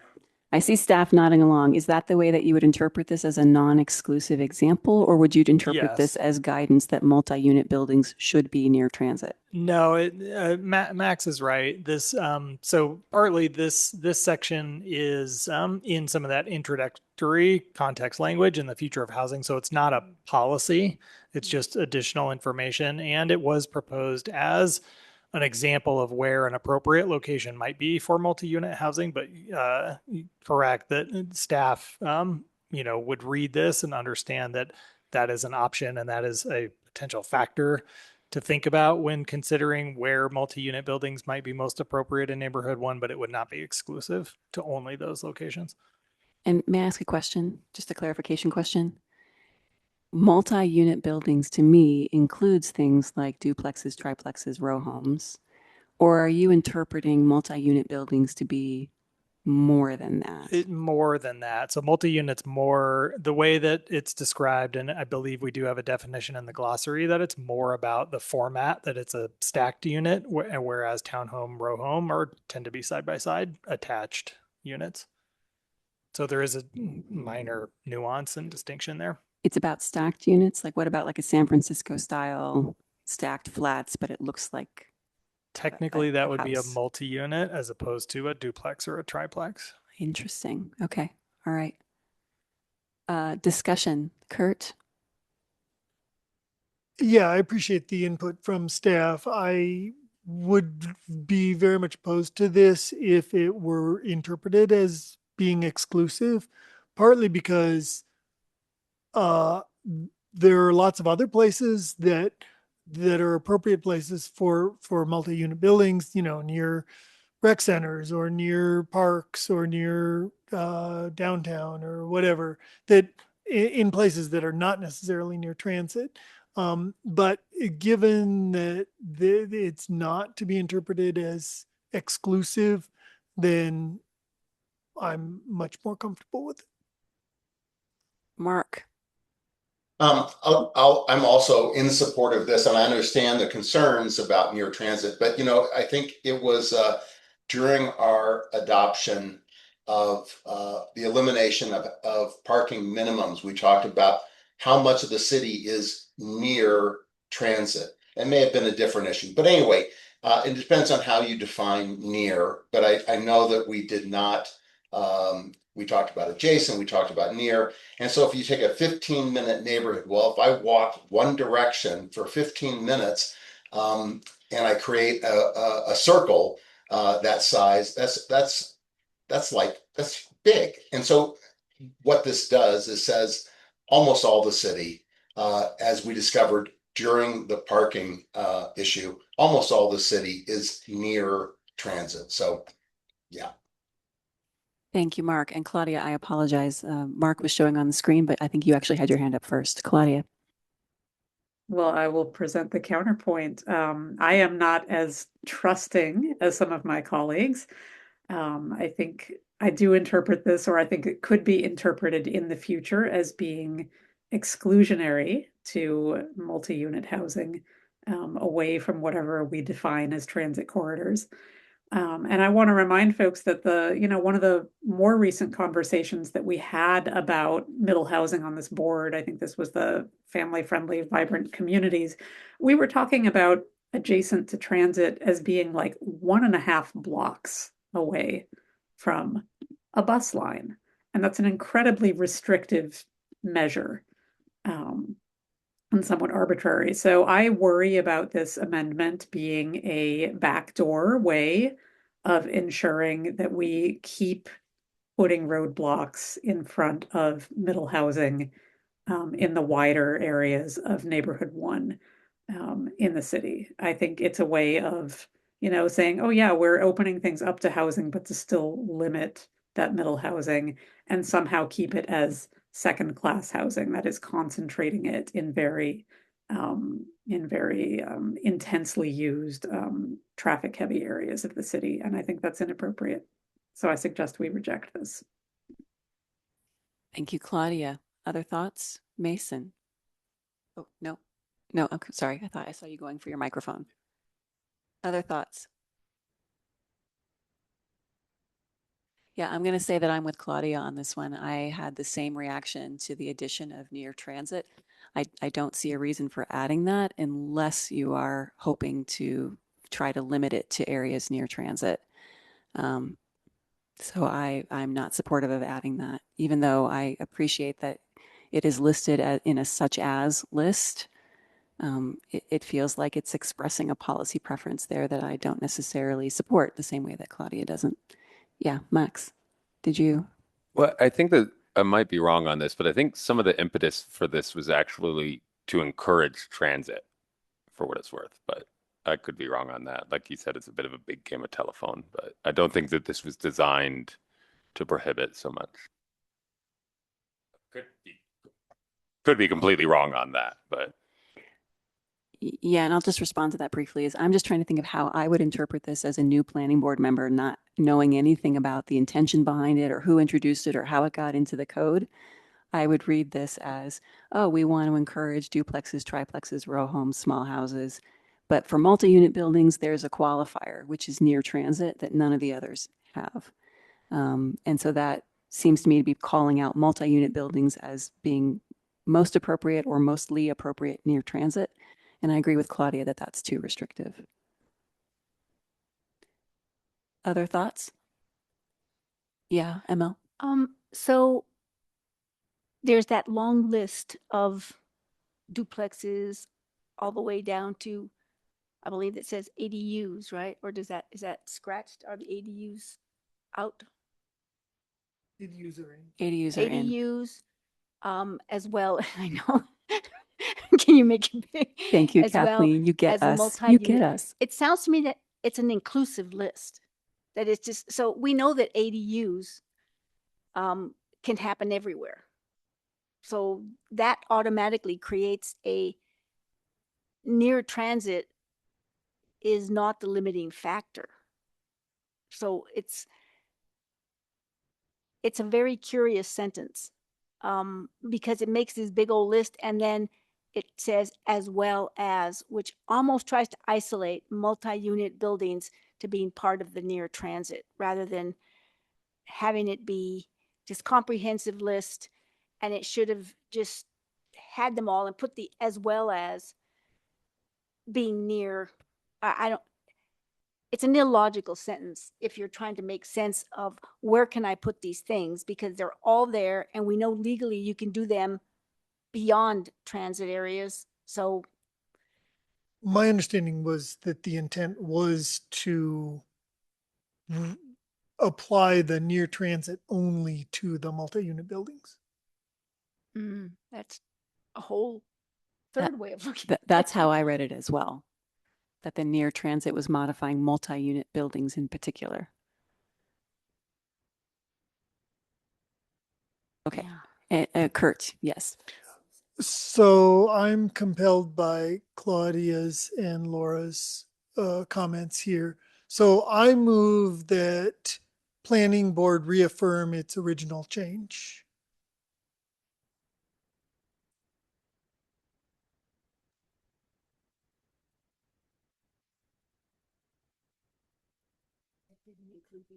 Would you clarify whether that's as a condition or recommendation to council? Say again?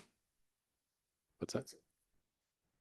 I said, could you clarify whether that's a recommendation to council or a condition of your approval? I don't think it matters. I think if we reject the near transit, then it doesn't. No. Okay. I think that this has been framed as a recommended amendment. And Right. That's so why I'm asking. my proposal is to keep it that way. If there were appetite to make it a condition, I would support that. But I think that when we've considered this in the past, there wasn't such an appetite. We'd also like clarification if you mean to intend small homes or small houses and small lots, since you were the ones to make that amendment. Yeah, so our original change was to simply add small houses on small lots in this and to make it as a recommended amendment. So my motion is to retain that original or to reaffirm that original proposal. I think that the original proposal was a recommendation, though, and so it had already not made it, and we wouldn't even be seeing it again right now if it weren't for the fact that they modified it and brought it forward, right?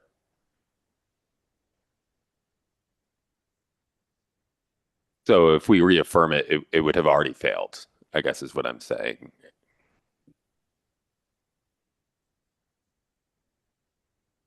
So essentially, we would just be rejecting this and going back to the original language, I think. I am confused.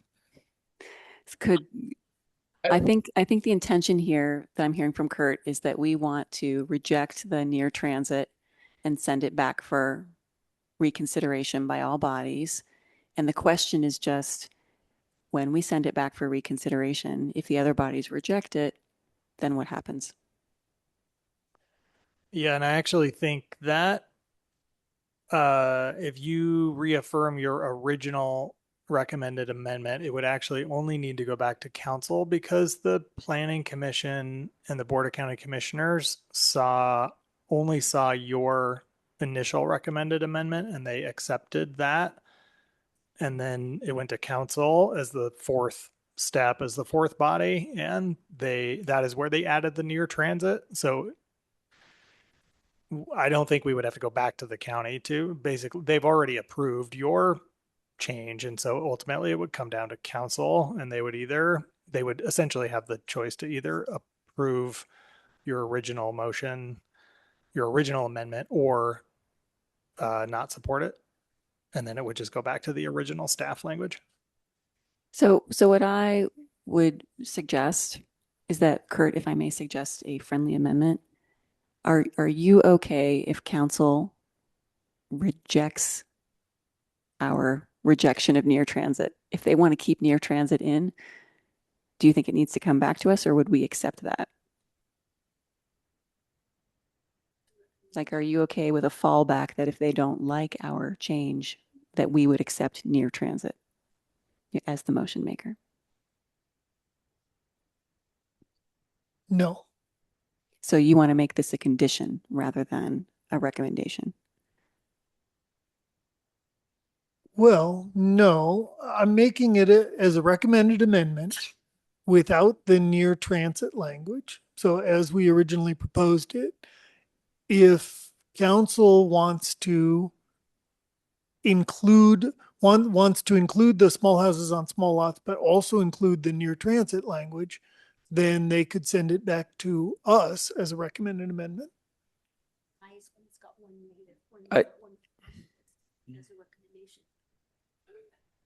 Yeah, I don't think that's what would happen. I think that if council doesn't accept what we do, then it's getting a little confusing. I think that this has a bit of overlap. So with the recommendation that I kind of want to send back, and we don't have a great process for sending back a recommendation. And on some level, that's why I was recommending that what was previously a recommendation become a condition. Because if you have a recommendation and it's failed, I mean, it's kind of run its due process. But this is a really weird case because the recommendation didn't necessarily fail. It came back with edits. And I think what Kurt is saying is like, well, let's send it again without the edits. Like we reject the edits, but we ask that you consider the recommendation again. So could it just be worded like that? We move to reject this, but put forth our original edits to this policy for. Can we try to do this in two parts if this is what we're moving towards consensus on? So there would be a first motion to reject council's recommended amendment. That's where they add transit. And then there could be a second motion to ask for or require a reconsideration of the language that we initially sent up.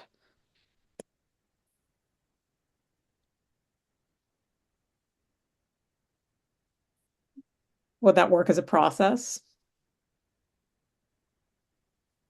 From staff perspective, that would work.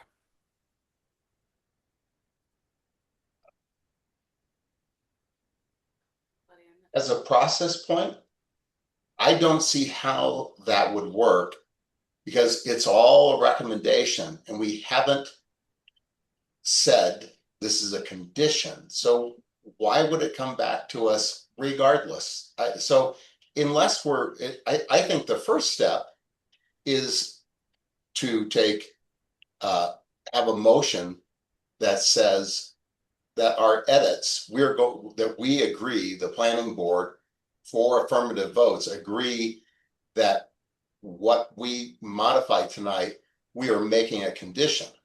Because if we don't make it a condition, and it's a recommendation, and council says, thank you, we looked at that recommendation and we reject it, there's no reason for it to come back, and there's no reason for the plan not to move forward. I'm not advocating for making it a condition. I want to accept it, but if we can't have a recommendation that's really a condition. Okay, but could we start with a motion to reject the addition of the near transit language? And then we could have a second motion that addresses making this a condition if we so want it to be. I think that's pretty clean in terms of expressing planning board's preferences and what we are trying to send back to council. So if that works for staff, that works for me as chair. Does that work for staff? So if that works, and seeing as we have not had a second yet for Kurt's initial motion, may I try a different motion? I withdraw my motion. Okay. Claudia. So I move that we reject City Council's recommended amendment to the future of housing, page 36. Reference 16. Reference 16. And Kurt has seconded. Any discussion? Okay, let's take a vote on just that one. So this is rejecting the words near transit. We're going to start with ML. Yes. Kurt. Yes. I'm a yes. Mason. Yes. Max. No. Claudia. Yes. Mark. Yes. Okay, so I think that's a 6-1 if I counted correctly. So we're rejecting the near transit, and I hope that our reasons will be clear. Second motion.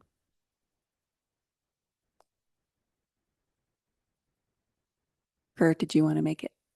Sure. I was waiting for Claudia, but I will make it. I move that we change in on page 36 in the future of housing, we add the words small houses on small lots after row homes as a condition of approval.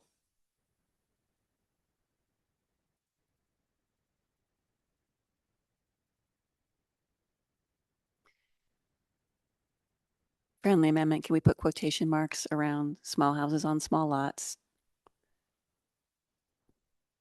And quotation marks around row homes.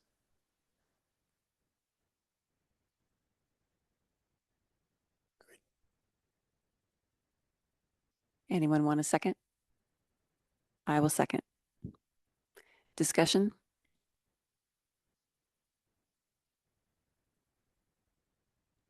Kurt, do you want to speak to your motion? No, I just, yes, I guess is the answer. I think small houses on small lots are a great typology. It's not listed here. I think it should be included. And since we seem to be getting to some sticking points here, making it a condition, I think is appropriate. Okay, any other discussion? We'll start the vote online. Claudia. No. Mark. No. ML. No. Kurt. Yes. I'm a yes. Mason. No. And Max. No. Okay, I think that's a 5-2. So that will not be a condition of approval. But I'd like to make a motion.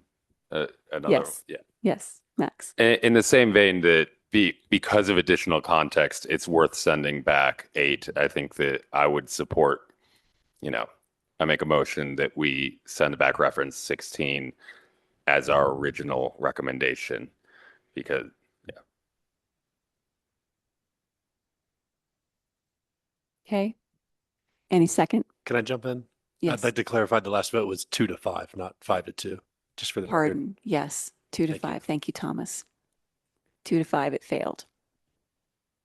Thank you.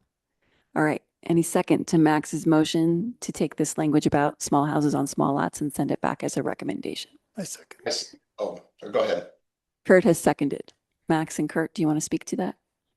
I'll just say that this is one of those weird ones that it was not supported. you know, some people had some edits to it. So I think it's just worth allowing it to go through as it originally intended. Thank you. Kurt, did you want to speak to it? ML has a question. Is it now the original, the original language that That's what we're proposing. that's what's there now? That's what's The original language as changed by the planning board. correct. The recommendation we put out there at the beginning, since we were at the beginning. Yes. So we're sending it back as our original recommendation. Any other discussion? We'll do the vote starting online. Mark, Yes. Claudia, Yes. ML, Yes. Kurt. Yes. I'm a yes. Mason, Yes. Max. Yes. So we have basically said council can accept or reject that. What happens if council tries to put the near transit back in? Then does it have to come back to us? I think technically it would come back to you. Yeah. Okay. So. Okay, thank you. All right. We have more. Fire adapted communities, reference 17, page 72, policy 89. This is adding to the end of the fire adapted community policy this sentence: the city considers an integrated approach to wildfire risk, including emergency management planning and egress capacity when evaluating development that affects residential density within mapped wildfire ignition zones. I would like to comment on this if folks are okay with me going first. I absolutely support the intent here, and I support adding consideration of emergency management planning and egress capacity. I think that that is absolutely critical that the city be thinking about that, especially as we promote increased density in the city. We need to be thinking about how do people get out.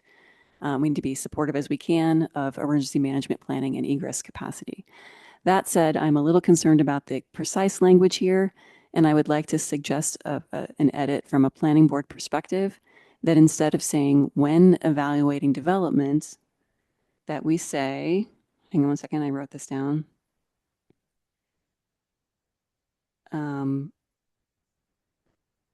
We say in development reviews. So it would read, the city considers an integrated approach to wildfire risk, including emergency management planning and egress capacity in development reviews that affect residential density within mapped wildfire ignition zones.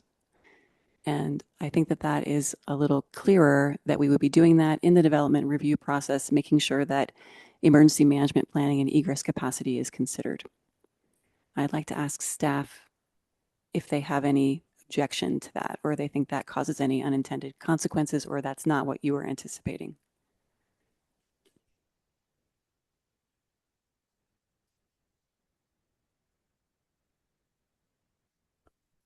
Thank you for the opportunity to speak to that. I'm just trying to think through that. We consider, whoops, I skipped there. I don't mean to overcomplicate it, but development review might include building permit review, where I don't know that we would have a practical ability to do that. But I think the spirit's understood, so it should be fine.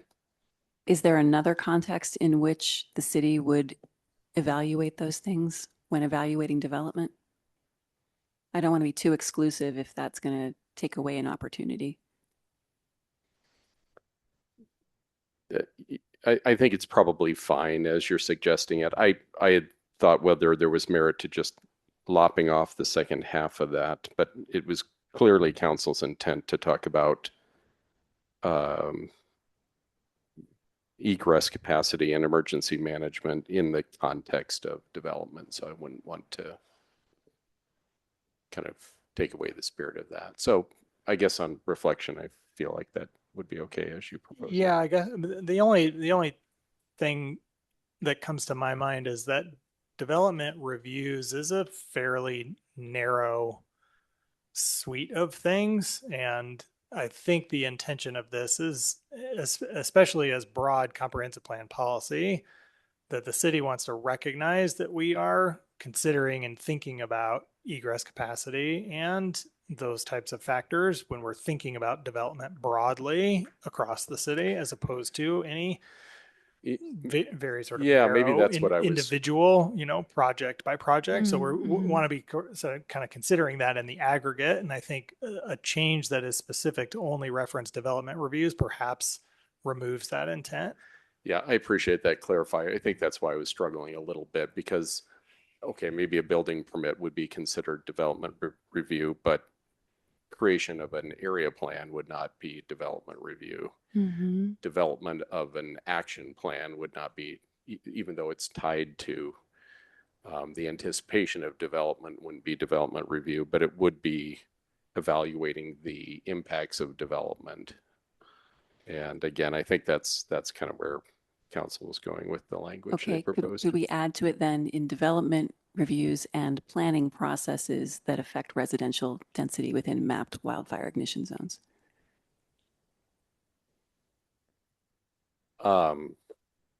Certainly could.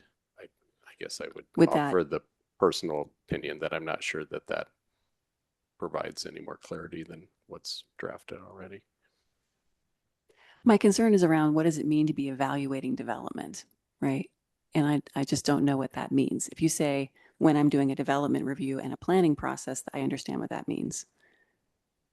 So that's, I think personally, I read it to mean when evaluating development that affects resident density, that qualifier. right, but it does still say that. It says in development reviews and planning processes that affect residential density within mapped wildfire ignition zones.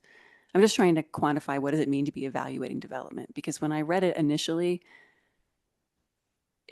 it seems to open the door for we're going to evaluate and reject development if it affects residential density within mapped wildfire ignition zones.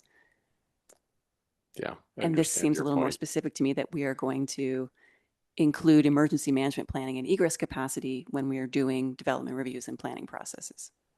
So, Madam Chair, I yes, wonder Mark. if, yeah, I wonder, I'm not trying to take Claudia's place. I'm just saying, this is a lot of discussion that we don't have a motion and haven't really had a round of additional input just yet. So, Agreed. I was just trying to, because I had a specific proposal, get it out there. But let's go back a step and have some discussion.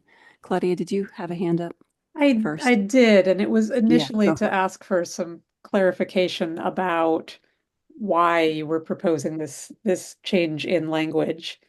And if I understand correctly now after this discussion, it has to do with trying to specify or put some guardrails on where in decision-making processes these considerations would come into play. Is that correct? I'm trying to Are you asking about understand. me I'm or you're asking about staff? I'm asking you. Oh, I'm sorry. I thought you were asking staff. No. Yeah, I'm just trying to imagine what does it mean that we're evaluating development, Okay. right? Like as a Yeah. planning board, do we evaluate development in any other way than development review processes and planning processes? I just don't know what that means. Okay. So, yeah. Yeah, no, I think I understand where you're coming from there, and I think that actually is a good segue to some of the input that I had on this policy.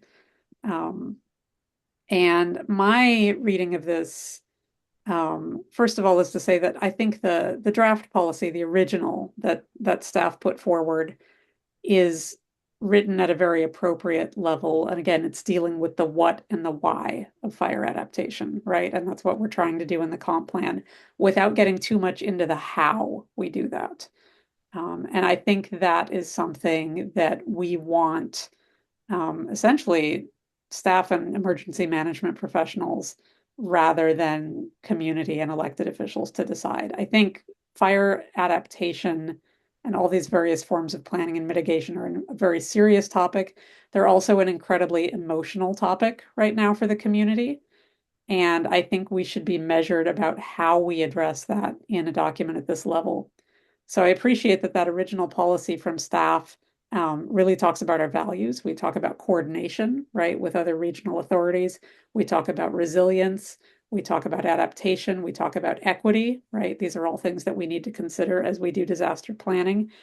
I think this amendment as it's written, and again, this is some of my cynicism about the way housing is discussed in this community.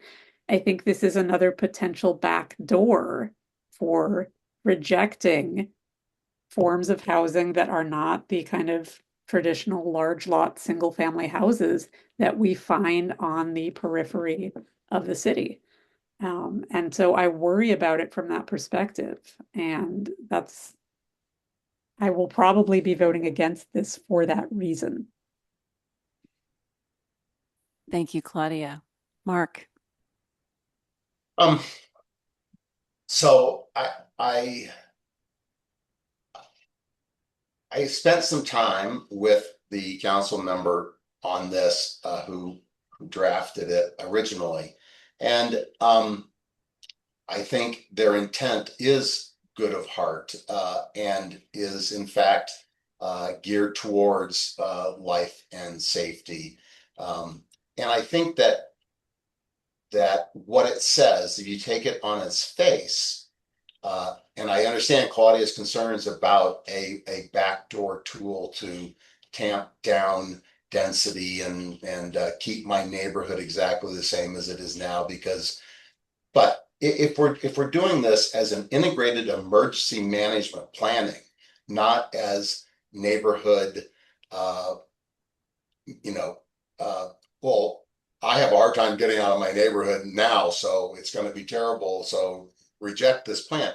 I think it puts the words there are for professional emergency management planning when evaluating development, and we evaluate development all the time. And my concern with Laura, with your words, are that evaluating development, we do it all the time, and not a lot of that comes to planning board or other bodies, and I want that to be done, that kind of planning to be standard, or standard procedure when evaluating development.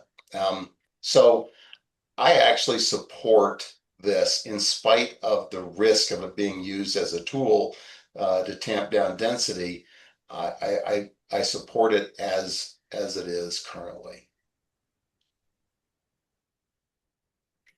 Okay, can I will rescind my suggested edit there, but I do have another question / potentially a proposal. Why wouldn't we just say the city considers an integrated approach to wildfire risk, including emergency management planning and egress capacity, period? Why is it specific to evaluating development that affects residential density within wildfire ignition zones? May I Kurt, comment? please. I was actually going to make a motion that strikes that affects residential density. So similar lines, and maybe yours is better, but my proposal was to say the city considers an integrated approach to wildfire risk, including emergency management planning and egress capacity when evaluating development within mapped wildfire ignition zones. Because to me, the trigger is about the residential density. The fact that it's residential, as I asked about earlier, strictly residential, but then also density. I mean, there are many other factors besides density that can affect egress. Like if you have long winding driveways, well, that affects egress. And so focusing strictly on density, I think, is inappropriate. I love where you're going with that. I just kind of feel like, why wouldn't we be doing that for the whole city, right? Emergency management planning and egress capacity, we probably have not done that enough for the entire city, not just where we're developing, where we're adding development. So I don't know why we wouldn't just put a period after capacity as I think about this more. It's a thought. Other people want to weigh in?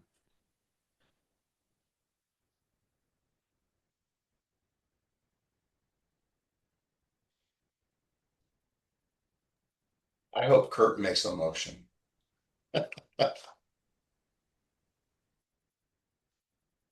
Any other discussion before we go to motion making? I think people are thinking about this pretty hard.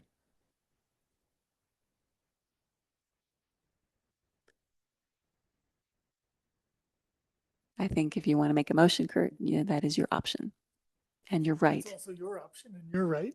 I'm going to sit back and let you do it if you'd like. Okay, I move to modify the city council recommended reference number 17 to strike the words that affects residential density.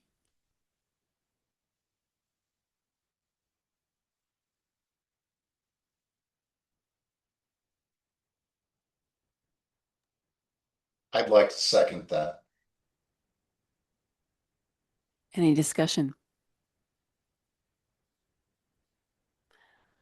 We're ready to vote? All right. I see some nods. All right. We'll start online. Claudia, Yes. Mark, Yes. Max, Yes. Mason. Yes. I'm a yes. Kurt, Yes. ML. Yes. Thank you. And if I could, so that's a unanimous. And I will just summarize that we think any development within mapped wildfire ignition zones should trigger consideration of emergency management planning and egress capacity. Okay. Thank you much. I think we have just one more, the one that we added to put back on the table, and I think that was Max's suggestion. Can we pull up that reference? I believe it's 7. Coming up.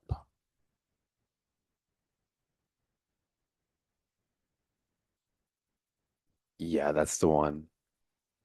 I mean, I guess I am curious where everybody else lands on it. I think we should just send it back as another recommendation, and then have council with it first. I mean, I guess the fear would be that it drops off entirely again, but I think that in lieu of the county removing all of their neighborhood one, them striking language from the neighborhood one definition is inappropriate, and now we can send it back in a more reasonable order.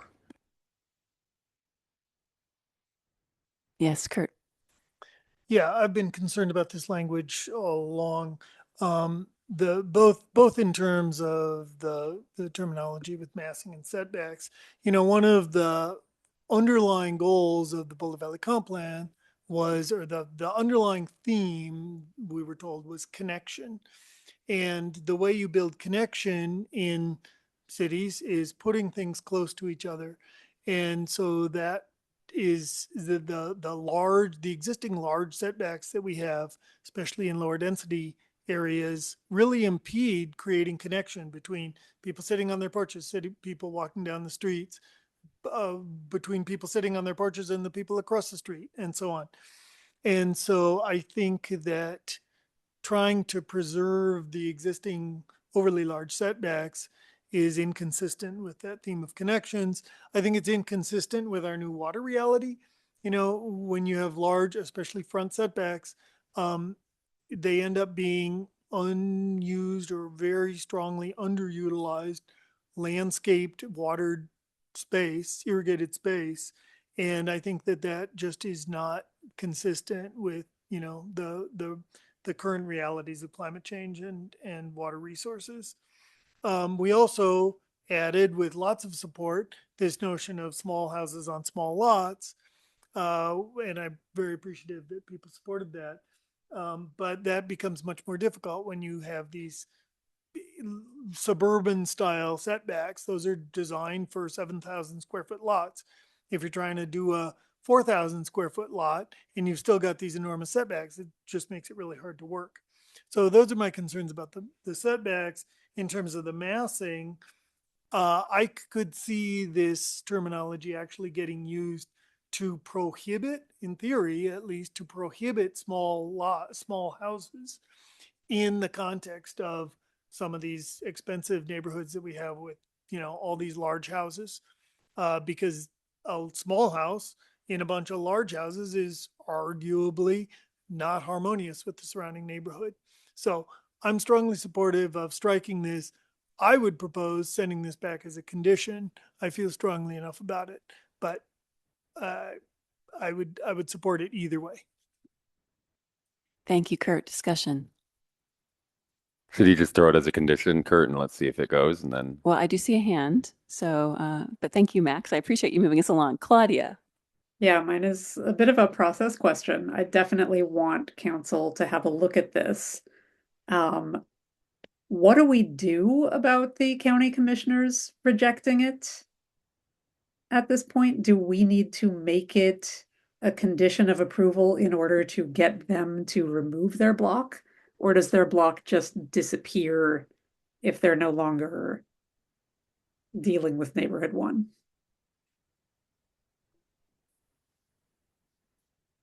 And maybe staff can answer that question. Yeah, it's a great question. I don't, whether it is a condition or a recommendation, I don't think matters. Because if it is a recommendation and it goes to council and it is supported,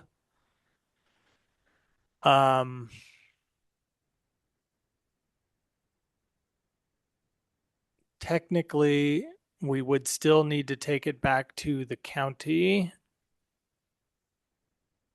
Although actually I would maybe have to think about that a little bit, because I do know that we did not take the original planning board recommended amendment. We did not take to the county planning commission, because at the time there was no neighborhood one applied in area 3, and that's the only area of authority that the planning commission has.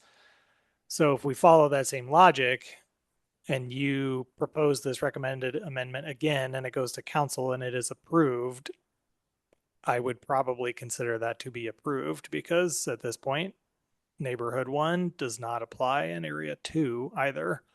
If I should say if council accepts that. So we would get a motion from council on the land use change in area 2 first before we discuss this, and pending the outcome of that, it may or may not go back to the county. How about that for a roundabout answer? Okay. I will just add that the Board of County Commissioners has weighed in on policies that staff did not present to them. They have taken that liberty. So, back to you, Claudia. Yeah, that's as clear as it can probably be expected to be, and I'm hoping that folks can figure out a series of motions that get us there to removing that block. yeah, I think that's KJ's last point is really worth dwelling on, that council previously expressed desire to keep some neighborhood 1 in area 2. So if that did happen, it would just, the county could kick it off again. I would recommend that if we are serious about this and we want the other bodies to take it seriously, that we should put it as a condition, although I'm sure that makes some folks flinch, but that would be my recommendation.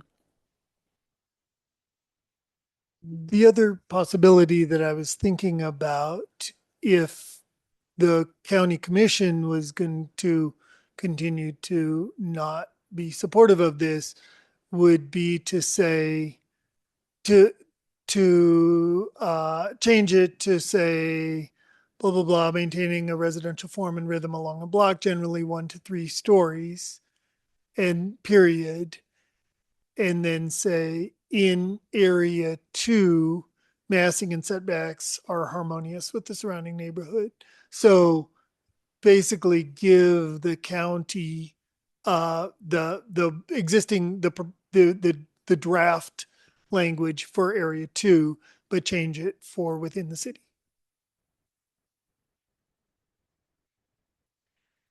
Well, now we're getting complex. Okay, so any other discussion before we get to some motion making? Yeah, I mean, I get where you're coming from, Kurt, and I admire that plea for reasonableness. But that where I'm on this is, I'm like, the county doesn't want any neighborhood 1. You know, why don't we, like, I don't see why we're looking for a compromise when they've made it clear that they don't want any neighborhood 1. So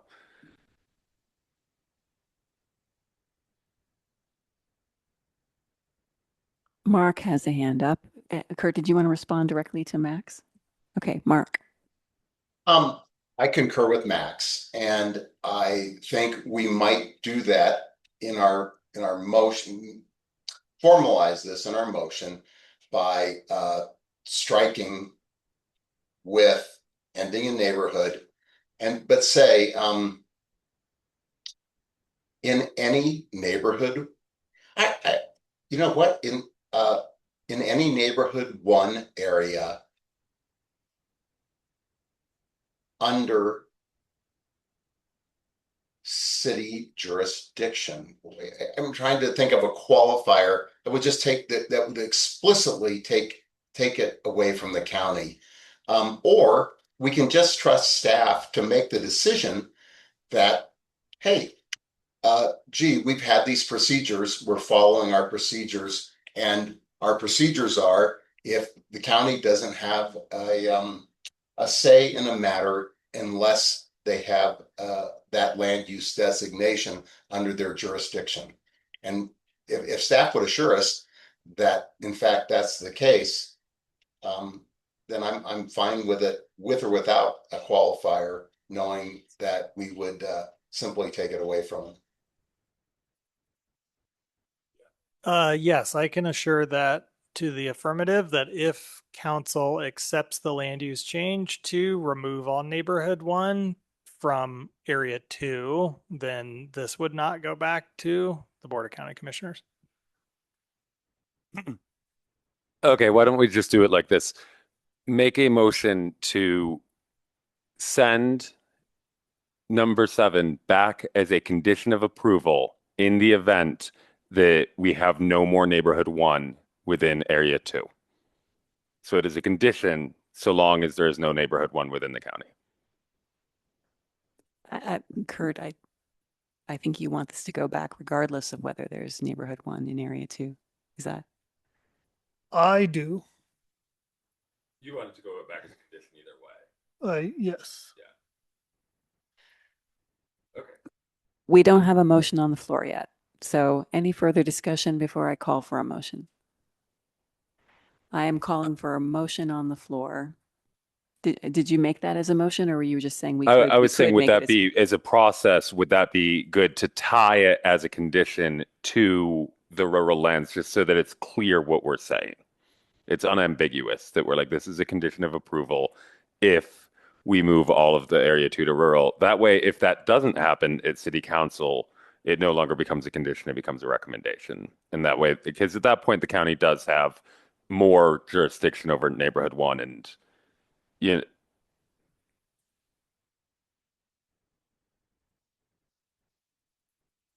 If I may interject, I think I understand where you're headed, and I think you could reach the same outcome if you voted to make this a condition, but then had a second motion that expressed your neutrality on, and you would approve the plan with or without the edit.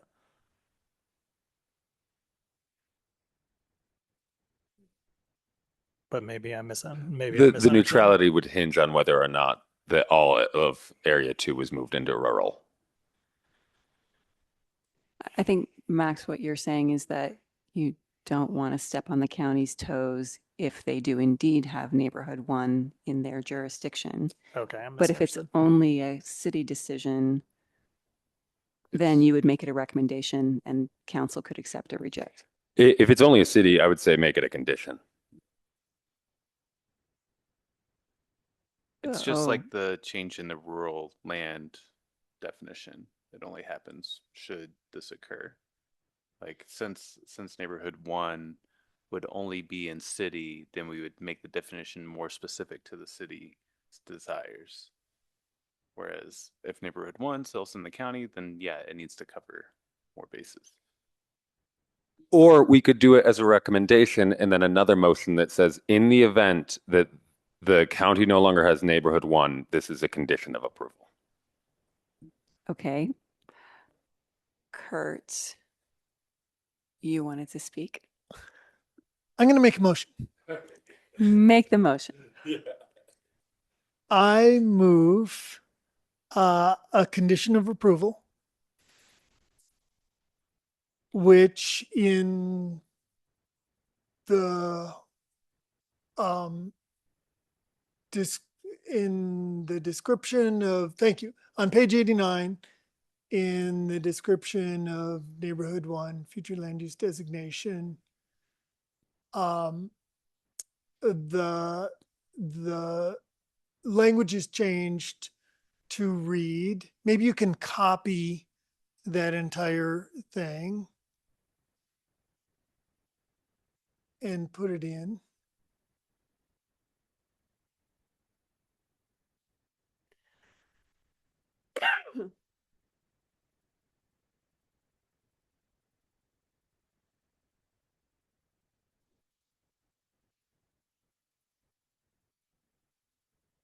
Give us a minute to pop it up.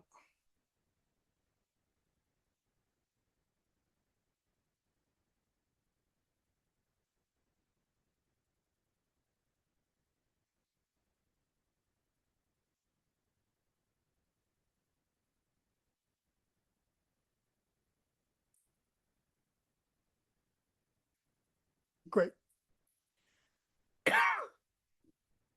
To read, residential and commercial buildings in these neighborhoods are typically moderate in scale, maintaining a residential form and rhythm along a block, generally 1 to 3 stories, period.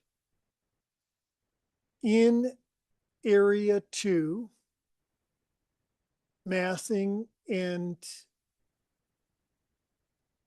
setbacks are generally harmonious. Is that what it said?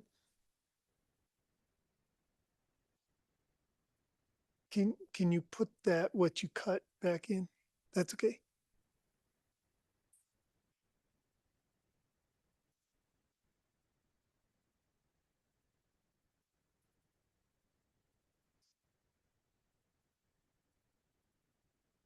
Are harmonious with the surrounding neighborhood.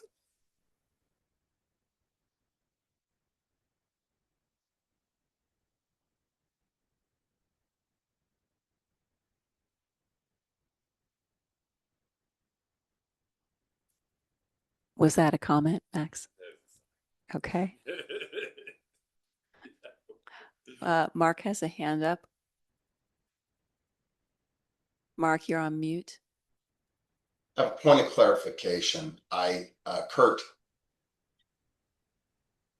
are you trying to either appease the county commissioners should they have some neighborhood 1 somewhere in the county, which it doesn't look like they will, but, or are you actually trying to make some nod to bigger setbacks in neighborhoods in area 2? Are you trying to actually acknowledge and encourage that?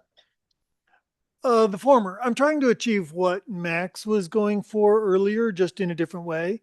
Basically to say, if there's any neighborhood 1 within the county, then, or sorry, if there's not any neighborhood 1 within the county, then basically the last sentence is irrelevant.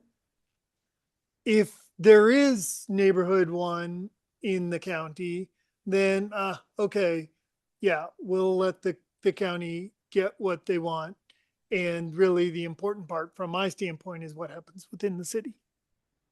May I make a friendly suggestion, Kurt? Yes. I would suggest you make this 2 separate motions such that the second sentence is only triggered if there actually is neighborhood 1 within the county. Because I don't think that we want this in the plan if there is no neighborhood 1 in the county, if that's the outcome. So I would recommend that you stick with the original language up to 1 to 3 stories, make that your first motion. And then for the second motion, say, in the event that there is neighborhood 1 in area 2, add this sentence. Thank you. I understand. I'm trying to make it easier on staff so that they don't have to think about, oh, gee, what just happened? Yeah, if there's no area 2 if there's no neighborhood 1 within area 2, then the last sentence is irrelevant. But no harm, no foul is my philosophy. So I understand your thought, but I'm going to stick with this for now. The Okay, we got Mason and then we got Mark. Sorry, thank you. The issue I have with this wording is that it makes it sound like otherwise massing and setbacks are going to be unharmonious. Is that the opposite of harmonious? Inharmonious? Unharmonious with surrounding neighborhoods, which is a little awkward for me. It feels like the cleaner way would just be to make the language conditional on the neighborhood 1 not being in, area 2. Mark. I heard staff say with confidence that if there's no neighborhood 1 in the county, then it's not going to the county. So, and it doesn't seem likely that we're going to have neighborhood 1 in the county. So I think this actually is a backdoor for the county to say, well, it says here in area 2 is in the county. Suddenly the county is we have actually re-involved the county. If we take out area 2 to Laura's suggestion, then we just simply rely on staff to do what they said, and that is it's not coming back to the county unless if there's no neighborhood 1. And so if there's neighborhood 1 in the county in 2 weeks, well, that's a whole nother issue. And we might have a completely different issue on the table. But my prediction is we don't have neighborhood 1 in the county, and I would not be in favor of this. I won't be voting in favor of this particular one because I think it re-involves the county as a unintended consequence. Well, I don't seem to be getting a second anyhow. Well, we haven't called for a second. Does anybody want a second? Can I still amend it? Yes, go right ahead. Okay, so let's strike the last sentence.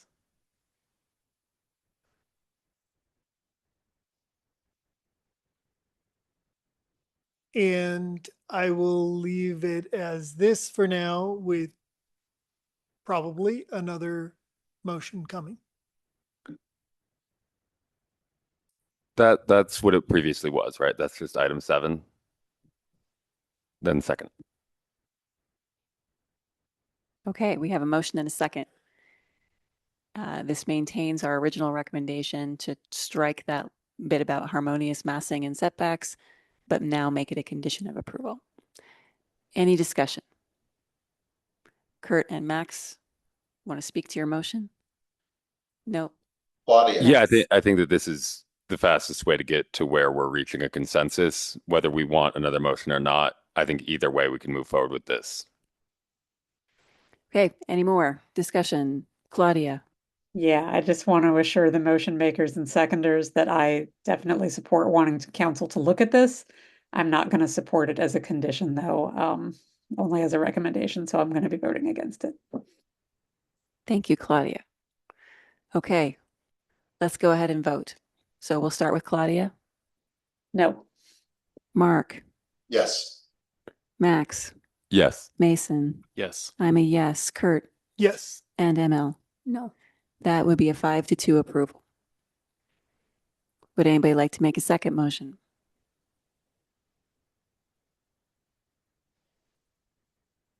Okay, I'm not seeing any second motion going once, going twice. I think we're done with this one. Kathleen, do we have any more? That was it. All That was right, the at final 10:34 one. at night. Any last thoughts from the board or anything before we close this agenda item? I do have a question. Yes. In part because there are a few new conditions that'll be going back to City Council Thursday. and we need to anticipate that those could be coming back to you at some point in the future. We do not have consensus yet on whether August 11th is a viable special meeting date, and we would like to get some clarity on that if we could. I do not have my calendar with me. Can we do it over email? I think it's fine, or Brad? We can. I do have to note that if that date is not acceptable to a majority of folks, we're probably going to be asking you for a out of cycle special hearing on a non-Tuesday, because the sequencing that follows after that date would all be delayed a month, and that pushes into August and September. So Understood. Folks who are present, does August 11th work? Do we have a quorum for August 11th? I will be in the air. Okay, that's a no from Mason. Yeah, I can probably do it. Max is a yes, Claudia's a yes, Mark's a yes. Yes. Yes, we definitely do have a quorum, and I can most probably make it. So let's go ahead and shall we? I move that we add August 11th to our planning board meeting calendar. And it can be canceled if we don't need it, but do I have a second? Second. ML has seconded. And just to confirm, it does seem to work for me. Wonderful, Kurt. Good to know. So we have more than a quorum. All right. Do we need a voice vote, or can we just do hands? Deshauna, do we need a voice vote on this one Curious to if add a meeting? CAO has checked with their staffing on that, considering we also have a BOZA meeting at 4 p.m. that day. Thank you, Thomas. There is a BOZA meeting that day. I cannot speak to my colleague's availability because I have not been in communication with her while she's been out of the office. And so what I can say is that we will find someone to cover this meeting. I just cannot say who it will be, but it will work out. Thank you for checking on that, Thomas. Good call. Thanks. Thank you, Deshauna. And Can- Deshauna, do we need a voice vote on this? Like roll call? Roll call would be fine. Okay. All right. So for the August 11th meeting, Claudia, Yes. Mark, Yes. Max, Yes. Mason. Abstain. Okay. I'm a yes. Kurt Yes. and ML. Yes. Okay. So yes, we'll go ahead. That passes 6-1.